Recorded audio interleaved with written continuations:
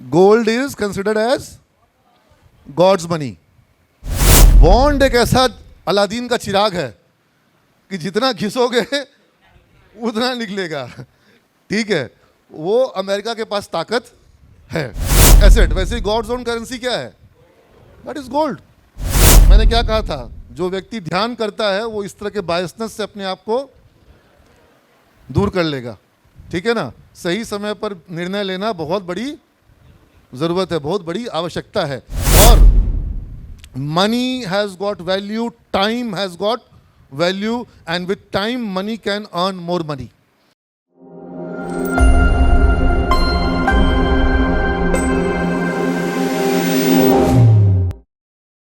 So we were there with the commodities market. We talked about the fascination of Indian people for gold. Why there is this fascination for gold? Tradition. Why in tradition? हाँ?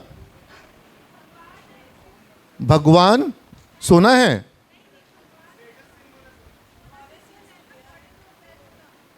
God used to wear gold. In short, gold is considered to be God's money. ठीक है, लिख लो।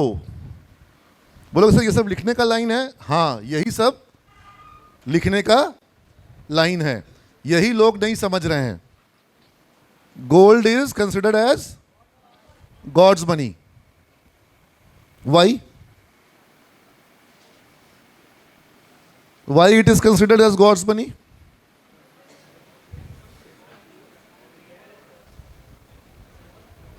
Symbol of? Why it is symbol of wealth? अच्छा, जब आप पैसा कमाते हैं तो गोल्ड कमाते हैं कि पैसा कमाते हैं? पैसा क्या है हमारे लिए? Currency note.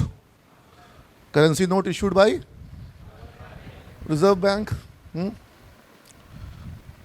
ये बड़ा इंटरेस्टिंग स्टोरी है। ये नोट कहाँ से आया ऋषिकेश? हाँ, सैलरी मिलता है, खाता में पैसा आता है। हाँ, आजकल तो तुम लोग नोट छूते भी नहीं हो, आजकल तो तुम लोग सिर्फ पेटीएम करते हो। हाँ, बड़ा खराब है वो तो। कम से कम नया नया नोट का स्मेल कभी तुम लोग को एहसास नहीं होता होगा। हाँ?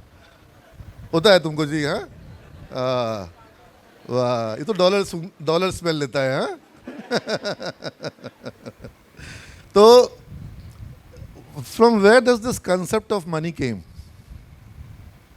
दुनिया का पहला नोट,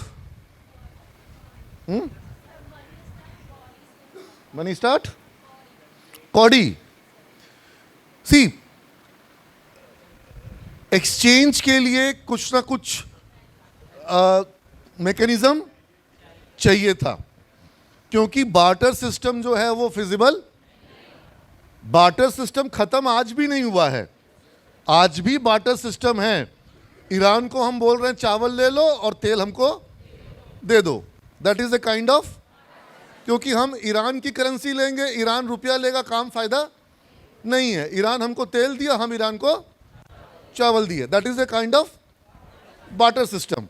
लेकिन ये काम हर जगह नहीं होता है, तो फिर क्या होता है? ईरान बोलता है कि तुमको तेल लेना है, डॉलर दो, और तुम चावल दोगे तो हम तुमको डॉलर देंगे। ईरान की करेंसी हम क्यों नहीं लेते हैं? क्योंकि हम हर देश से उसकी करेंसी लें, हर देश रुपया ले, ये सब पॉसिबल। तो यहाँ पर एक सुप्रीमेसी मिल गई, एक बादशाहत मिल गई। किसको? डॉलर को, अमेरिका को, डॉलर के साथ। ठीक है, वो बादशाहत कैसे मिली थी?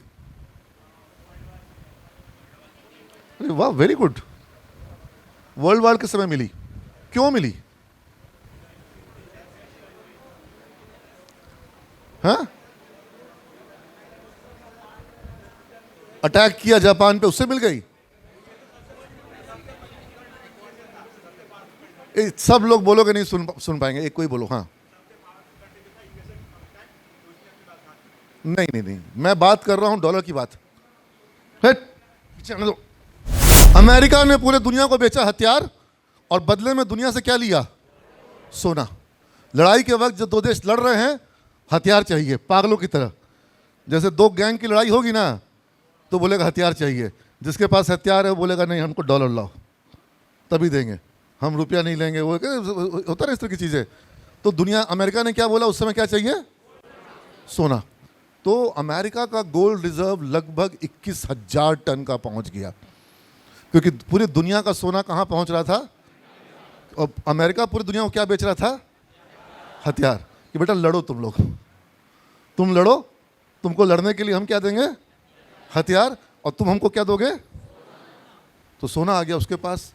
और उसने क्या कर दिया, उसने बोला कि सारा सोना इतना मेरे पास है और ये है मेरा डॉलर। अब वो डॉलर जिसके पीछे क्या खड़ा था? 20,000 टन सोना। दुनिया के किसी देश में उतना सोना, तो फिर अमेरिका के डॉलर पे किसी को दिक्कत होती नहीं। और यहाँ तक कि अमेरिका का डॉलर दीजिए और बदले में सोना। उसके पहले, प्रायर टू दैट, मेरा सवाल था कि दुनिया का पहला नोट, उसके बारे में बात करो। एनीबडी? देखो, तुमने सुना है स्वर्ण मुद्राएं, सुना? चांदी की मुद्रा भी सुना? तांबा और अन्य धातुओं से भी मुद्राएं, पंच धातु की मुद्राएं, मिश्र धातु की मुद्राएं, अलग अलग, ये सब तुमने सुना होगा, है ना? तो मुद्रा का जो सिद्धांत है वो ऐतिहासिक रूप से तुम जाओगे बहुत पुराना है। हाँ, हड़प्पा में भी तुमको क्वाइंस मिलते हैं, तरह तरह के ढाले हुए क्वाइंस मिलते हैं। हाँ, क्या? हाँ, स्टोन में भी। लेकिन देखो दिक्कत क्या है, जब आप स्टोन का क्वाइन बनाते हैं तो उस स्टोन का क्वाइन ले करके कोई आपको अपना कीमती मुर्गा मुर्गी जो उसने बड़ा किया, खिला पिला के, बकरा को खिला पिला के बड़ा किया, वो बदले में मिट्टी का क्वाइन लेके आपको देगा? नहीं देगा। हाँ, तो उसके पीछे उसको वैल्यू मिलना चाहिए ना। हाँ, लेकिन वही आदमी आज कागज लेकर के क्यों दे देता है? वैल्यू कहाँ है? कैसे है कागज में वैल्यू? निकालो नोट, निकालो नोट, नोट निकालो। हाँ, देखो देखो, इस सेठानी के पास है, इसी के पास है। हाँ, एक तू ही धनवान है गोरी, हाँ, बाकी सब कंगाल। हाँ, तो कंगाल सुनो, मैं धारक को 100 रुपये अदा करने का वचन देता हूँ। फोटो लगा दिया गांधी जी का, जैसे लगता है वचन गांधी जी दे रहे हैं। गवर्नर लिखा हुआ है ना? तो ये संजय मल्होत्रा जी के समय का नोट है। तो इसमें 100 रुपये का, 100 रुपये अदा करने का, रुपए। इसके पहले एक बार तुम किसी नोट पे देखोगे मूल्य, पहले लिखा था मूल्य अदा करने का, और एक समय में लिखाता था कि 100 रुपये का स्वर्ण, माने जितना का नोट है उतना का मूल्य का उसको स्वर्ण मिलेगा। अभी वो स्वर्ण से आया मूल्य पर, मूल्य से आया अभी रुपए पर, कि मैं रुपया दे रहा हूँ और यही रुपया है। तो ये 100 रुपया है, ये एक प्रॉमिस है, इसमें लिखा हुआ ना, प्रॉमिस है, ये एक प्रॉमिस है।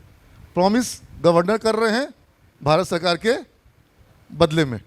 ठीक है, देखो, जो भी ऐसा कारोबार होगा जिस कारोबार में मुनाफा बहुत ज़्यादा होगा, मुनाफा बहुत, सरकार और राजा क्या बोलता है कि वो कारोबार हम करेंगे। माने अगर कसिनो में कारोबार में बहुत मुनाफा है तो गवर्नमेंट बोलेगी कसिनो का इतना % टैक्स हम लेंगे, लाइसेंस का इतना % हम लेंगे। सिगरेट में मुनाफा है तो सिगरेट पे इतना % टैक्स, शराब में मुनाफा है तो शराब में इतना % टैक्स हम लेंगे। लोगों को तेल खरीदना है, तेल में कंपनी जितना चाहे उतना दाम लेगी तो भी तेल बिकेगा, तो तेल पे इतना % टैक्स हम लेंगे। हाँ, 50% से भी ज़्यादा हो जाता है कभी कभी, 100% तक टैक्स हमारे देश में हम लोग पे करते हैं, किया है हम लोगों ने। एनीवेज, इसकी स्टोरी शुरू ऐसे होती है कि gold as a exchange of value और as a medium of exchange of value world over establish हुआ। अब मेरे पास पीपीटी है लेकिन मैं दिखाने का समय नहीं है। बहुत सारे और दूसरे भी प्रयोग, जैसे किसी ने बताया ना मिट्टी के क्वाइन वगैरह, वो सब प्रयोग सफल नहीं हुए। सबसे दुनिया का सफलतम प्रयोग कौन सा हुआ? गोल्ड। उसके कारण क्या थे?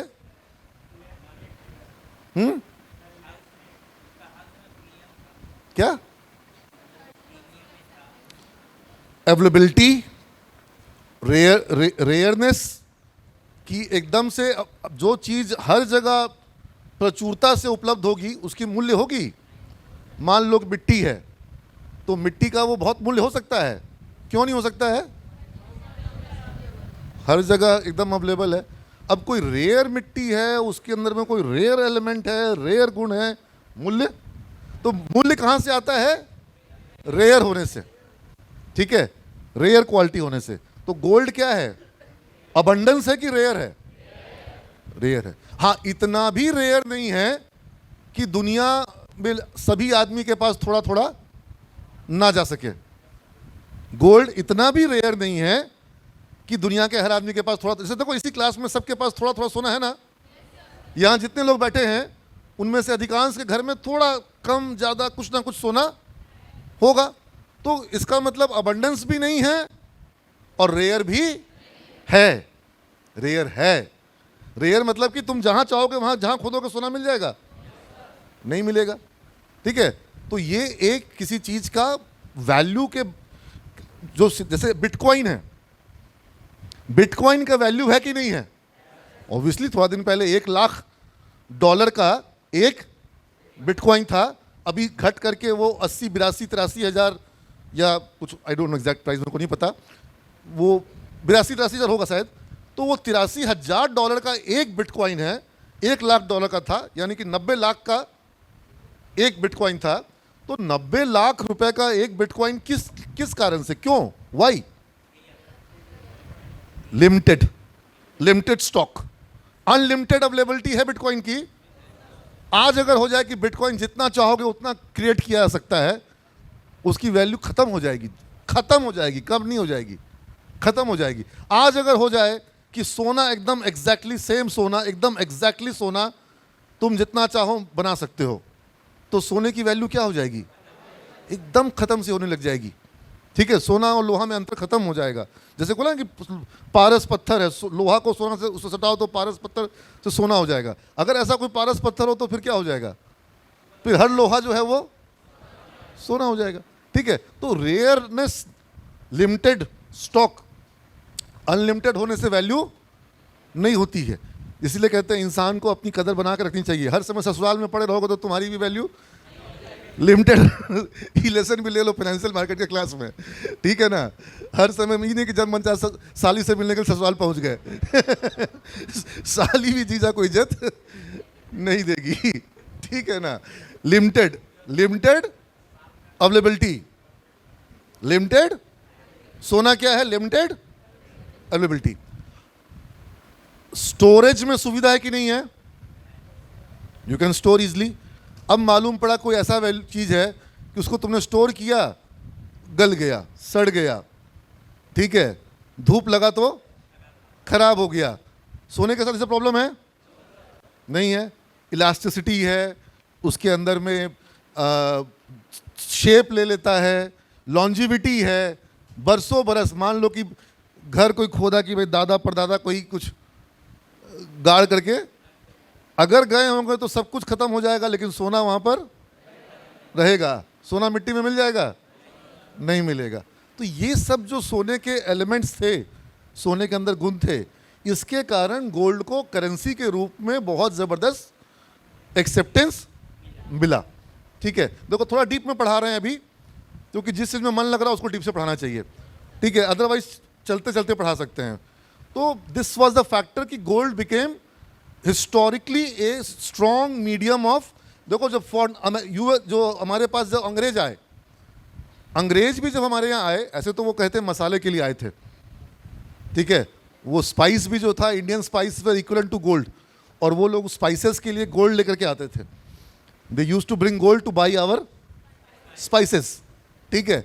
लेकिन उनको ये पता चला कि यहाँ तो बहुत गोल्ड पहले से है, and they wanted to take that gold, और वो एक्चुअल में वो गोल्ड ले करके भी गए, ठीक है। यूरोप में जो गोल्ड है उसमें से ज़्यादातर गोल्ड कहाँ से गया है? इंडिया से गया है। India was gold rich country. आज भी गोल्ड रिच है, लेकिन आज से ज़्यादा गोल्ड रिच हम लोग पहले थे। ये जो ब्रिटिशर्स या अदर जो यूरोपियन जो हमारे पास आए वो लोगों ने गोल्ड यहाँ से लेकर के गए, इसमें कहीं कोई डाउट नहीं। In fact for that matter Genghis Khan and all those, Timur Lang and all, उनकी कहानियाँ आप लोगों ने पढ़ी होगी कि जब वो ऊँट पर और हाथी पर और सब पे लेके जाते थे तो रास्ते में कितने ऊँट मर जाते थे, इतने उनका ज़्यादा गोल्ड लेके जाने का उनका। एनीवेज, बट गोल्ड के संग एक प्रॉब्लम थी कि गोल्ड चोरी नहीं होता है, चोरी हो जाता था। ठीक है, अब अगर कोई व्यक्ति कहीं बाहर जा रहा है और उसके घर में सोना है तो बेचारे को प्रॉब्लम। ठीक है, उसने क्या किया, उपाय उसका क्या निकला कि हर कोई तो सोना की सेफ्टी के लिए गार्ड्स और सिक्योरिटी का व्यवस्था, तो देयर इज ए ज्वेलर या जो भी गोल्ड स्मिथ है, वो गोल्ड स्मिथ जो है उसके पास सिक्योरिटी का अरेंजमेंट है, because he is already having a good amount of stock of gold and other precious metals. तो अब वो क्या एक काम शुरू हुआ, ऑटोमेटिकली कहीं से शुरू हुआ होगा कि please keep my gold, I am travelling for 1 month और 2 months और 3 months, I am going for some religious travel और टू माई रिलेटिव प्लेस, तो मैं आपको ये अपना 2 किलो सोना दे रहा हूँ, अपना ये 5 किलो सोना दे रहा हूँ, ये मेरा एसेट है लाइफ का, इसको आप रखो और मेरे को आप कोई रसीद दे दो कि आपके पास मैंने सोना अपना दिया है, ताकि जब मैं आऊँगा तो मैं आपसे वापस रिसीविंग होता है ना, receiving. That receiving was the first currency note of the world जो किसी सुनार ने इश्यू किया था, समझ गए? क्योंकि वो क्या था, वो रिसीविंग था gold backed paper currency. Because what happened later on कि जब ये किसी गोल्ड वाले के यहाँ आपने उसका अपना गोल्ड दिया और बदले में उससे क्या लिया, कागज का रिसीट, जैसे वो आरबीआई का गवर्नर ने तुमको कागज का रिसीट जो है वो दिखा हुआ है। ठीक है, तो वो रिसीट दे करके अब उस रिसीट के दम पर क्या कोई व्यक्ति किसी दूसरे व्यक्ति से कोई सामान खरीद सकता है कि नहीं खरीद सकता है? खरीद सकता है। तो क्या शुरू हो गया कि भाई सोना लेके जाने के बजाय कि कोई छीन ले क्या कर ले, लोग रसीद लेकर के जाने लग गए और रसीद से काम शुरू हो गया। तो वो जो ज्वेलर है उसको ये एहसास हो जाता है कि मेरे इस कागज़ की क्या है, बाजार में बहुत वैल्यू है। क्या कोई दुनिया में बेईमान सोनार भी रहा होगा जिसने रसीद कुछ नकली भी जारी, और अगर वो नकली रसीद भी देगा तो उसके बदले में भी लोग अपना मवेशी, अनाज, लोहा या किसी से मजदूर से काम लेना कर पाएंगे, बदले में नकली रसीद दे देंगे, सोना रहे चाहे ना रहे। ऐसा हुआ होगा? पॉसिबल है, प्रेटी मच पॉसिबल। और क्या सरकार को ये नहीं लगा होगा कि अगर ये इस तरीके से कागज पे लिख देने से लोग उसको विश्वास करके उस पर काम करेंगे, तो क्यों नहीं ये काम हम ही अब, क्योंकि स्वर्ण मुद्रा के बदले में स्वर्ण मुद्रा देने में समझदारी नहीं है। समझदारी क्या था? स्वर्ण मुद्रा के बदले में पेपर देने में।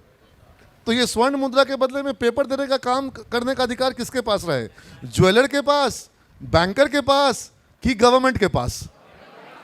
ये ज्वेलर से मूव किया बैंकर के पास और बाद में बैंकर से मूव किया गवर्नमेंट के पास। और बाद में वन फाइन डे, जैसे कि वो जो अमेरिका के पास बहुत सोना इकट्ठा हो गया था और उसका डॉलर क्या हो गया पूरे वर्ल्ड में, क्योंकि किसी भी देश की करेंसी को लोग इसलिए एक्सेप्ट करता कि भाई ये करेंसी है, वो कागज है। कागज क्या है, उसके बदले में पीछे क्या है? सोना। अभी तुम्हारे जेब में नोट है, उस नोट के पीछे क्या है? सोना है कि नहीं है? आरबीआई में सोना है कि नहीं है? आरबीआई में सोना होगा, लेकिन उस सोने का कोई कनेक्शन तुम्हारे बटुए के नोट से, जेब के नोट से या किसी भी नोट से नहीं है। ठीक है, अब ये समझ में आ रहा तुम लोग को? तुम लोग शायद बचपन में सुने होंगे कि जो नोट होता है उसके बदले में रिजर्व बैंक में क्या होता है? सोना रिजर्व रखा जाता है। ऐसा दुनिया के देशों में बहुत जमाने पहले क्या हो चुका है, खत्म हो चुका है। 1971 was the year, लिख लो 1971, when Nixon was the US president। तो निक्सन ने उस समय इंट्रोड्यूस किया था Fiat currency, FIAT, Fiat. Actual में यूरोप के देश क्या कर रहे थे उस ज़माने में, धड़ाधड़ वो डॉलर जो था अमेरिका को दे रहे थे कि ये लीजिए डॉलर और हमको दीजिए गोल्ड, क्योंकि आपका तो एक्सचेंजेबल है। आज भी दुनिया में कुछ देश, आज भी दुनिया के कुछ देश उसको गोल्ड से लिंक रखते हैं, अपनी करेंसी को लिंक रखते हैं, लेकिन मैक्सिमम 99% जगह पर वो गोल्ड से लिंक्ड नहीं है। ठीक है, 1971 में यूएस ने इसको डिलिंक किया, डिटैच किया। देखो 1971 में जब यूएस का डॉलर गोल्ड से डिटैच हुआ, क्या तब तक बाकी सारे देश गोल्ड से डिटैच थे? नहीं, वो सब डिटैच थे। वो लोग पहले ही डिटैच हो चुके थे। अमेरिका अटैच था, और चूंकि अमेरिका गोल्ड से अटैच था, दुनिया पे कब्जा किसका आ गया? डॉलर का। डॉलर का, क्योंकि बाकी करेंसी गोल्ड से क्या हो चुकी थी? अटैच, डिटैच, अलग हो चुकी थी। डॉलर अलग। लेकिन बाकी लोगों ने फिर क्या किया? दूसरे यूरोपियन देशों ने क्या किया? उन्होंने डॉलर खूब इकट्ठा किया, और वो डॉलर दे दे करके बदले में अमेरिका से क्या ले रहे थे? गोल्ड। अमेरिका का गोल्ड रिजर्व जो 21,000 टन का था, वो घट करके उस समय आ गया 8,000 टन पर। कब? 1971। ठीक है, और आज तक वो 8,000 टन ही बचा हुआ है। समझ लो निक्सन ने अमेरिका का वो सोना बचा दिया, नहीं तो उसी समय सारा सोना जो है खत्म हो जाता, उसी साल खत्म हो जाता। ठीक है, वो 8,000 टन जो बचा हुआ है वो भी वहाँ से निकल जाता। ठीक है, तो अभी उसके पास वो है। भारत के पास 880 टन, जिसमें से 80 टन जो है 4-5 साल में आया होगा। 800 टन के आसपास थे हम लोग। ठीक है, तो अमेरिका 8,000 टन पे था, हम लोग 800 टन पर। लेकिन भारतीयों को जोड़ दोगे तो 35,000 टन है हम लोग। ठीक है ना?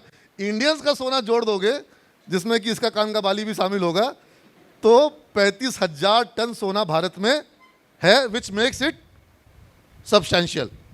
तो उन्होंने डिटैच कर दिया। उसके पहले तक अटैच था, बाकी देश पहले से ही डिटैच।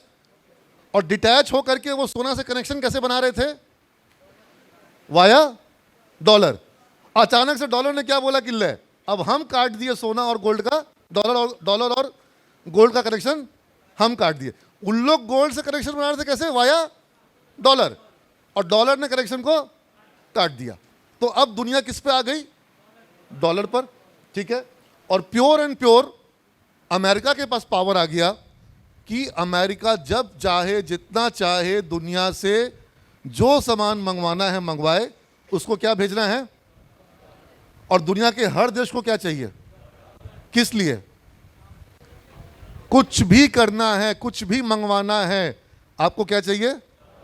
डॉलर चाहिए। आपको अपने देश में कुछ भी खरीदना, क्या चाहिए आपको? डॉलर चाहिए। अब ये छटपटाहट पूरी दुनिया में है, इसको कह रहे हैं डी डॉलराइजेशन। क्या कह रहे हैं? Dedollarization. और एक दूसरा वर्ड है debasement of dollar. Debasement of dollar, dedollarization. जैसे BRICS country, you have heard about BRICS? Brazil, Russia, India, China, South Africa. ठीक है, BRICS. BRICS are very important, बड़े कंट्रियां हैं, क्योंकि ब्रिक्स में पॉपुलेशन है। चाइना के पास पॉपुलेशन है, इंडिया के पास पॉपुलेशन है ना? तो ब्रिक्स कंट्री, यहाँ बात चल रहा है कि कोई ब्रिक्स का करेंसी बने। जैसे यूरोपियन यूनियन, उनका अपना यूरो है। अब यूके जो है वो यूरो से बाहर निकल गया, उसका पौंड पर अपना फोकस कर रहा है। बाकी कंट्री जो हैं वो यूरो पे फोकस कर रहे हैं। यूरोप के जितने देश हैं वो लोग अपनी अलग अलग करेंसी के बजाय उनका ट्रेड किस में हो रहा है? यूरो पे हो रहा है ना? लेकिन जो दुनिया में स्थान डॉलर का है, वो स्थान किसी दूसरे करेंसी का भी। इसके कारण अमेरिका के पास बहुत पावर है। लेकिन अब एक ऐसा दौर तुम लोग का जनरेशन देखेगा, और शायद अगर मेरी थोड़ी उम्र रहेगी तो हम भी देखेंगे कि दुनिया से डॉलर की ये बादशाहत जो है वो क्या होगी? खत्म होगी। अब एक बात बताओ, जब दुनिया से डॉलर की बादशाहत खत्म होगी तो क्या बदले में कोई दूसरी करेंसी तुरंत से स्थान ले लेगी? कोई दूसरी करेंसी तुरंत से स्थान डॉलर को उसका वो स्थान किसने दिया था? गोल्ड ने दिया था। यस और नो? अगर अमेरिका के पास गोल्ड नहीं होता तो डॉलर को इज्जत नहीं मिलती। ठीक है, चाइना भर भर के सोना खरीद रहा है। चाइना भर भर के सोना क्यों खरीद रहा है? क्योंकि उसको दुनिया का अगला सुपर पावर बनना है। आर्म्स, टेक्नोलॉजी, एक्सपोर्ट पावर, है ना, और फाइनेंशियल पावर। तो gold will give that financial power. Gold वो अमेरिका के पास अभी सबसे बड़ी ताकत है टेक्नोलॉजी। वही टेक्नोलॉजी अमेरिका का देखो पूरा इकोनॉमी क्या है, टेक्नोलॉजी बेस्ड रह गई। अब इट्स प्योरली टेक्नोलॉजी। अब और तो कुछ ताकत उसके पास बची नहीं है। जो फैंग तुम लोग कहते हो, या जो टॉप, ये जो एनवीडिया टाइप की जो कंपनियां हैं, या जो गूगल, एप्पल, फेसबुक, टेस्ला, यही अमेरिका की ताकत बच रही है। और चाइना इस पर अटैक कर रहा है। और यहाँ पर उसको सबसे बड़ा हथियार जो है, चूँकि अमेरिका अपना जो इन्फ्लेशन है, कोविड आया, ठीक है, कोविड का मुकाबला सब लोग कर रहे थे, पूरी दुनिया कर रही थी। कोविड में लोगों का जॉब क्या हुआ? चला गया, रोजगार बंद, शटडाउन। अमेरिका की इकोनॉमी क्या हो रही थी? ठप हो रही थी। उसने अनाउंस किया हर अमेरिकन सिटीजन को, हर सिटीजन को $600 हर मंथ उसके खाते में। $600 समझ लो कितना हुआ?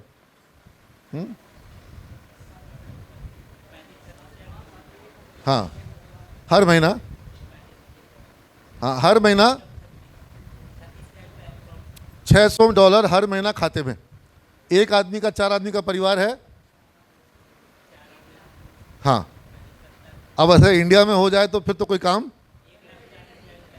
करेगा कोई? हाँ, लेकिन अमेरिका में ये चीज़ किया गया क्योंकि अमेरिका को अपने सारे कंपनियों के अचानक से गिर रहे सेल्स को, क्योंकि अगर कंपनियों का सेल अचानक से बहुत गिर जाएगा, प्रोडक्शन बंद हो जाएगा, लोगों का जॉब चला जाएगा, तो इन सब का एक बड़ा कैटलिस्टिक, एक साइक्लिक इफेक्ट होता है। उससे फिर क्या होगा? अर्थव्यवस्था एक ऐसे कुचक्र में फंस जाएगी जहां से उसको वापस खींच के लाना आसान नहीं होगा। तो इसलिए मार्केट को एक बार इन्फ्यूज किया गया, लिक्विडिटी दी गई, ताकि कंपनियों की बिक्री बनी रहे, बढ़े तो खैर बात की बात है, बनी रहे, लोगों का जॉब उतना लॉस ना हो।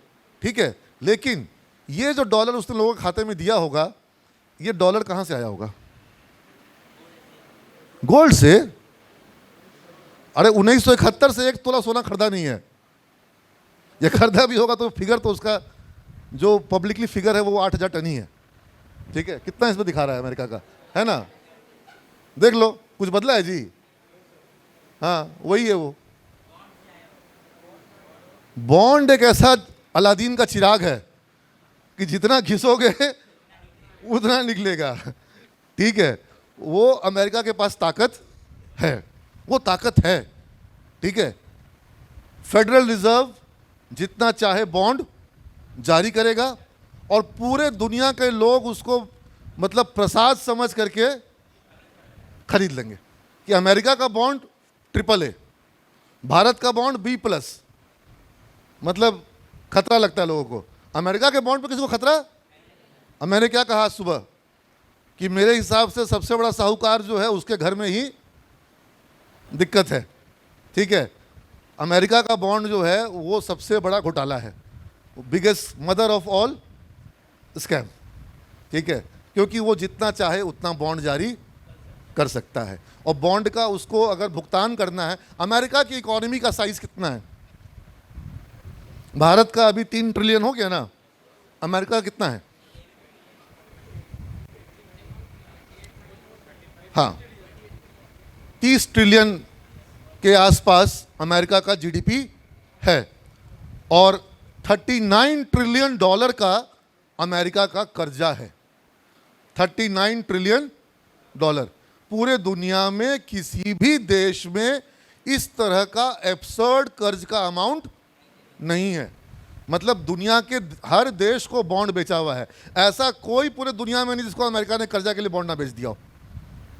हाँ, कर्जा बांटता भी है, लोगों को पैसा देता भी है, सब कुछ करता है, लेकिन उसके पास जो पैसा आ रहा है वो पूरे दुनिया का पैसा अमेरिका में आ जाता है।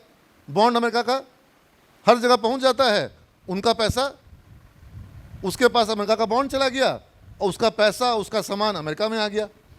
ठीक है, तो वर्ल्ड का पैसा वो मंगा रहा है अपने यहाँ और उसके यहाँ ग्रोथ आ रही है। लेकिन अब जबकि अमेरिका की इकोनॉमी रुक रही है और अमेरिका जो अपना कर्ज चुका रहा है, वो जब मन चाह रहा है जितना डॉलर उतना लोगों के, डॉलर छापने की जरूरत नहीं है, कंप्यूटर के एंट्री से काम चलता है। बॉन्ड के बदले, अच्छा बॉन्ड के बदले अगर लोग बॉन्ड ना लें, डॉलर मांगेंगे, डॉलर दे देगा। तो धीरे धीरे दुनिया के देश अब क्या कर रहे हैं, अभी इस पे एक कहते हैं ना वो जो last nail on the coffin, जब यूक्रेन युद्ध हुआ तो जैसे बाकी दुनिया के सारे देश अपने अपने पैसे को किस फॉर्म में रखते हैं, यूएस गवर्नमेंट के बॉन्ड के, भारत सरकार भी, आरबीआई भी डॉलर को किस फॉर्म में रखती है, क्योंकि अगर वो उसको डॉलर के बॉन्ड में नहीं रखेगी, किसी और करेंसी के बॉन्ड में रखेगी और डॉलर हो जाएगा महंगा, तो भारत सरकार के लिए फिर डॉलर खरीदना क्या हो जाएगा, तो फिर वो हमेशा डॉलर बॉन्ड में रखेगी, यूएस के गवर्नमेंट के बॉन्ड में रखेगी। तो दुनिया का हर देश क्या करता है, यूएस गवर्नमेंट के बॉन्ड में, डॉलर का भी नहीं। डॉलर का बॉन्ड बोलने का मतलब है कोई यूएस की कंपनी का बॉन्ड भी डॉलर का बॉन्ड होगा, यूएस गवर्नमेंट का बॉन्ड यानी फेडरल का बॉन्ड, फेडरल रिजर्व का बॉन्ड। जैसे रिजर्व बैंक ऑफ इंडिया है, यूएस में है फेडरल, लिख लो फेडेक्स, फेडेक्स बोल रहा हूं, फेडरल रिजर्व, फेड बोलते हैं जिसको, यूएस फेड, फेडरल रिजर्व। जैसे reserve bank of India, US में क्या है, फेडरल रिजर्व। तो फेडरल रिजर्व जो है उसका बॉन्ड ही पूरी दुनिया अपने पास रखती है, क्योंकि वो क्या है, डॉलर डिनोमिनेटेड, डॉलर डिनोमिनेटेड, उसका भुगतान डॉलर में होता है।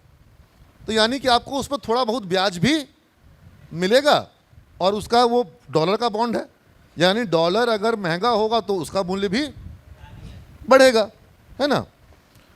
अगर डॉलर डिनोमिनेटेड में नहीं रखेंगे तब तो दिक्कत है, डॉलर महंगा हो गया, मेरा बॉन्ड किसी और डिनोमिनेशन में है तो दिक्कत हो जाएगा। तो रशिया के पास काफ़ी सारे यूएस के डॉलर डिनोमिनेटेड बॉन्ड थे, रशिया के बैंक्स में डॉलर का रिजर्व था। यूएस ने अनाउंस कर दिया वार होने पर कि वो रशिया का डॉलर करेंसी को क्या कर रहा है, फ्रीज कर रहा है। रशिया के बॉन्ड को वो फ्रीज कर दिया, उसको उसने सीज कर लिया रशिया के ऊपर में दबाव बनाने के लिए। चलो भाई, रशिया को तो तुमने, पुतिन को एक बार दबाव में ले आया, लेकिन पूरे दुनिया के देशों को मैसेज क्या मिला कि ये बाबा, अगर मेरा से अमेरिका को पंगा कभी भी होगा तो सबसे पहले अमेरिका क्या करेगा, बॉन्ड जो हम रखे हुए हैं उसका वो मना कर देगा कि हम पैसा ना देंगे। अब बताओ, जैसे ये दोनों झगड़ा किया और बॉन्ड उसका लिए हुए था, बोला कि तुम झगड़ा किए हो, तुम्हारा, हम तुमको बॉन्ड का पैसा नहीं देंगे, तो बाजार के बाकी लोग क्या बोलेंगे कि इसका बॉन्ड लेना बड़ा गड़बड़ है भाई, हम झगड़ा इससे करेंगे। हाँ, अब मान लो इंडिया पाकिस्तान से झगड़ा करेगा, होता ही है, करेगा क्या, वो तो पाकिस्तान कुछ ना कुछ करेगा, तो अपने को तो कुछ करना पड़ेगा ना। हाँ? और उसके बाद अगर ट्रम्प बोलेगा कि हम तुम्हारा यूएस बॉन्ड सीज कर लिए, तो मोदी जी अभी भी जाग जाइए, यूएस का बॉन्ड क्या करिए, कम करिए। अब हटाना, अभी तो सिस्टम ऐसा है कि हटाने में भी घटा है, अगर यूएस बॉन्ड पूरा हटा देंगे तो भी दिक्कत है, क्योंकि हमको डॉलर चाहिए, डॉलर रखना है अपने पास, खरीदना है हमको, तेल खरीदना डॉलर लगेगा, है ना, तो डॉलर रखना भी है। डॉलर को डॉलर में मतलब डॉलर में रखो चाहे बॉन्ड में रखो, बॉन्ड में रखेंगे तो कुछ ब्याज भी मिलेगा। ठीक है, तो ये सिचुएशन में लोग फंसे हुए हैं, लेकिन इस फंसे हुए सिचुएशन में जिसको जितना ताकत है वो क्या कर रहा है, डी डॉलराइजेशन, डॉलर को कम करो, वापस किधर मूव करो, गॉड्स ओन करेंसी। जैसे कहते हैं ना गॉड्स ओन एसेट, वैसे ही गॉड्स ओन करेंसी क्या है, दैट इज गोल्ड। ठीक है, अब गोल्ड के अगेंस्ट कुछ बात हम करेंगे। अगर सब लोग अपना अपना पैसा गोल्ड में डाल के रख दे सब लोग, हर आदमी, ठीक है। नारायण मूर्ति, रतन टाटा, अब तो रतन टाटा हमारे बीच नहीं रहे, लेकिन टाटा ग्रुप, हाँ, मुकेश अंबानी जी, सारा फैक्ट्री बंद करो, सोना ले लो। क्या इससे देश की अर्थव्यवस्था बढ़ेगी? भारत के सिनेरियो में बात करें तो भारत के लिए तो सोना क्या है, एक ऐसा मतलब बर्डन है अभी कि जितना देश के लोगों को सोना की जरूरत महसूस होती है उतना हमको बाहर से मंगाना पड़ता है, और बाहर से मंगाने के लिए हमको क्या देना पड़ता है? डॉलर। और जितना हम डॉलर में सोना मंगाते हैं उतना मेरा रुपया का मूल्य क्या होता है? नीचे जाता है। और जितना मेरा रुपया का मूल्य नीचे जाता है और डॉलर का मूल्य बढ़ता है उतना सोने का मूल्य भी, जैसे तुमको हम सुबह बोले कि कुछ लोग हैं वो रुपया नहीं रखते हैं, क्या रखते हैं? सीधा डॉलर। और जो उससे भी होशियार हैं वो बोलते हैं डॉलर भी रखेंगे, हम सीधा रखेंगे, क्योंकि गोल्ड में गोल्ड का भी एप्रिसिएशन आ गया। और जितना डॉलर बढ़ेगा, जैसे 80 से डॉलर 90 पे आया, तो जो डॉलर पहले तुमने $1 लिया था 80 रुपए का, वो डॉलर कितने का हो गया? लेकिन सोना भी तो क्या हुआ, 80 रुपए का जो सोना था 80,000 का, उसमें जो डॉलर का जो वृद्धि था वो भी आ गया, और अगर सोने में वृद्धि हुई तो वो भी आ गया। You getting my point? So this is the kind of scenario and situation which is, and in a particular, this may not continue for all the time. Let me be very clear with all of you. I am talking in 2025. और एक समय था, हो सकता है जब 2000 किसी period में 14 में मेरा एक वर्कशॉप हमको याद आता है, I was very much against the gold, क्योंकि गोल्ड इकोनॉमी से पैसे को एक्टिव एसेट से पैसिव एसेट में, फैक्ट्री लगेगी क्या है? एक्टिव एसेट है, उससे लोगों को क्या होगा? रोजगार मिलेगा। पैसा अगर कैपिटल अगर गोल्ड की तरफ जाएगा तो इकोनॉमी क्या होगा? इकोनॉमी का चक्कर घूमेगा। एक्सप्लेन द कॉन्सेप्ट कि इकोनॉमी में, जैसे अमेरिका ने एक काम और किया जो उसको बहुत फायदा हुआ, जब जब वो $1 इकोनॉमी में डालता था, $2.5 की इकोनॉमी में ग्रोथ आता था। जैसे अभी कहते हैं कि भारत में अगर 1 लाख करोड़ रुपया रोड सेक्टर में लगाया जाता है, 1 लाख करोड़ अगर सरकार रोड सेक्टर में लगाती है तो 8 से 9 लाख करोड़ का इकोनॉमी में ग्रोथ आता है। कैसे?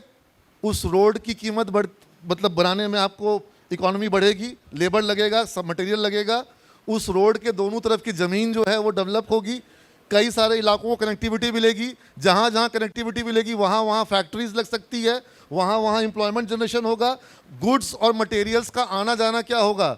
सस्ता होगा, ट्रांसपोर्टेशन कॉस्ट जो है वो बचेगा, और मटेरियल अगर फास्टली मूव करेगा तो पेरिशेबल आइटम भी जो है वो इधर से उधर जा पाएगा। एक्सपोर्ट इंपोर्ट में भी फायदा होता है। जैसे एक concept of velocity of money तुम सबको सब समझते हो। देखो, हम तुम लोगों को सुबह ही मतलब ब्रेक के पहले बोलते थे कि हम तुम लोगों को मुद्रा का सिद्धांत जरूर सब जाएंगे, वो बहुत बेसिक है, ठीक है।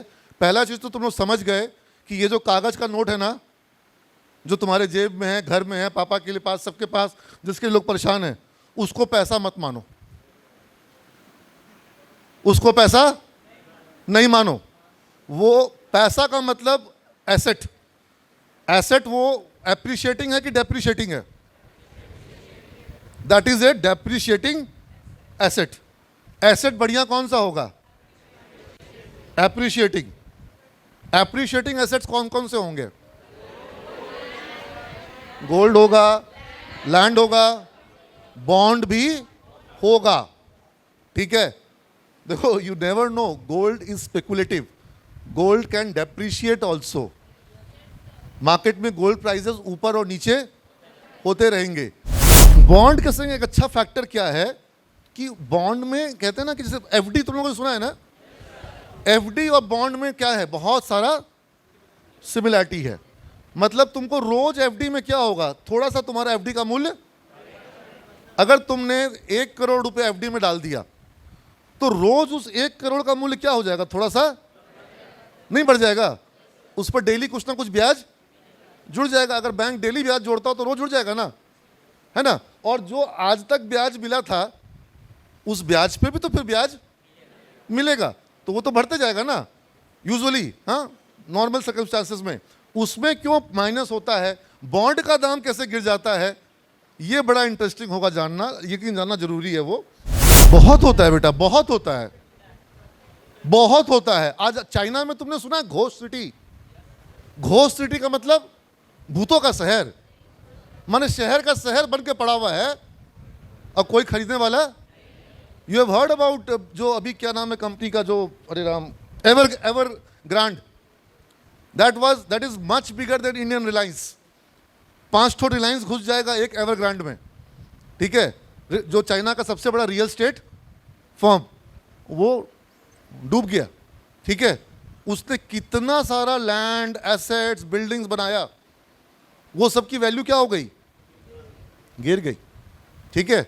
यूएस में सुना था सब प्राइम क्राइसिस, लिख लो सब प्राइम 2008, सब प्राइम 2008, सब प्राइम, जाके यूट्यूब पर सर्च करना सब प्राइम यूएस, ठीक है। कितना जोर यूएस में प्राइजेस गिरे थे, लैंड के, बिल्डिंग्स के, मकानों के, बैंक बर्बाद हो गए थे, ठीक है। यूएस के सबसे बड़े बैंक्स में था लेमन ब्रदर्स कोलैप्स कर गया, बॉन्ड गिर गया, सब गिर गया। क्यों? बिकॉज जमीन का दाम गिरा। ऐसा मत समझो। You have heard about the country Egypt, मिस्र, ठीक है ना, या तुमने इस्तांबुल और कई सारे कंट्रीज की मैं बात करूंगा, ठीक है। अभी ये कंट्रीज किसी समय में बहुत आधुनिक थे, ठीक है। Even for that matter Iran आधुनिक देश में आते थे। वहाँ पर स्विमिंग पूल पे महिलाएं जो है वो जाती थी, उनका स्विमिंग पूल होता था, स्विमिंग कॉस्ट्यूम्स में घूम, वो लोग वहाँ पर मिस वर्ल्ड पेजेंट्स में भी आती थी। अभी क्या हो गया, एकदम से वहाँ एकदम बुरके में रहना है, ऐसे वैसे सब। क्या दुनिया हमेशा आगे ही जाती है क्या? पीछे भी जाती है, कुछ भी हो सकता है, यू नेवर नो। हाँ, हम लोग भी कभी कभी डर लगता है कि हम लोग भी तो बहुत ज़्यादा कुछ कट्टर वट्टर किसी भी साइड से ना बन जाए, ठीक है। We have to move forward, but you never know, ठीक है। तो ऐसा नहीं है कि कोई भी एसेट क्लास हमेशा, हाँ होता क्या है, पर्सन इज ब्लाइंड फोल्डेड, क्योंकि तुम्हारे पास हिस्ट्री कितने साल का है, 10, 20, 15, ठीक है। तो तुम उस हिस्ट्री को देख के चल रहे हो, ठीक है। तो ऐसा नहीं है, लैंड के हो चाहे गोल्ड के हो, सबके प्राइस में मूवमेंट रहेगा, अप भी रहेगा और डाउन भी रहेगा, ठीक है। वेलोसिटी ऑफ मनी, ठीक है, कि यूएस अगर 1 रुपया लाता है तो उसकी इकॉनमी में बढ़ता था, वो चीज़ धीरे धीरे घटने लग गई, क्योंकि 1 रुपया वो डाला और उससे किसी ने फैक्ट्री लगाई, उस फैक्ट्री से फिर लोगों को एम्प्लॉयमेंट मिलता था, उस एम्प्लॉयमेंट से लोग और ख़रीदारी करते थे, इकॉनमी में सर्कुलेशन बढ़ता था। वो ग्रोथ ओरिएंटेड इकॉनमी में ऐसा होता है। भारत अभी ग्रोथ ओरिएंटेड है, अभी भी है, ठीक है, लेकिन अब यूएस वैसा नहीं रहा। इस कारण से भी यूएस में डी डॉलराइजेशन पूरे वर्ल्ड में हो रहा है, क्योंकि यूएस इकॉनमी में अब पैसा तो खूब डाल रहा है, क्योंकि पैसा तो क्या है, चुटकी बजाएगा और पैसा क्रिएट कर देगा। आज मन कर रहा है $1 ट्रिलियन नया तैयार कर दें, वो नया तैयार कर देगा। लेकिन अब यहाँ पर क्या हो रहा है, ये जो नया पैसा मार्केट में आता है, चाहे वो कोविड के समय आया या जब बीच बीच में आता है, उसके कारण 2 चीज़ें होंगी। अगर पैसा लोगों के हाथ में जाएगा तो बाजार में क्या हो जाएगा, महंगाई। अमेरिका में भी महंगाई हुई। जब महंगाई होती है तो फिर क्या करता है, वो ब्याज दरों को बढ़ाता है। ब्याज दर बढ़ेंगे तो महंगाई कम होगी। ये कैसे होता है, कोई बताएगा हमको? ब्याज दर का और इन्फ्लेशन का सिस्टम हम चाह रहे हैं क्लास में कोई डिस्कस हो जाए। Sir, if the interest rate were high, then in that case people would borrow less money just because they have to pay more. In that case, they'll take less. If economy is slow, अभी RBI के governor ने अचानक से आकर के 25 पैसे का ब्याज दर घटा दिया, इसका मतलब मतलब अब कम पैसा, मतलब इंटरेस्ट कम चुकाना पड़ेगा, तो अब लोग ज़्यादा डिमांड इंटरेस्ट कम चुकाना पड़ेगा, यानी जितने लोग भी लोन ले रहे हैं उनको कम ब्याज पर पैसा मिलेगा।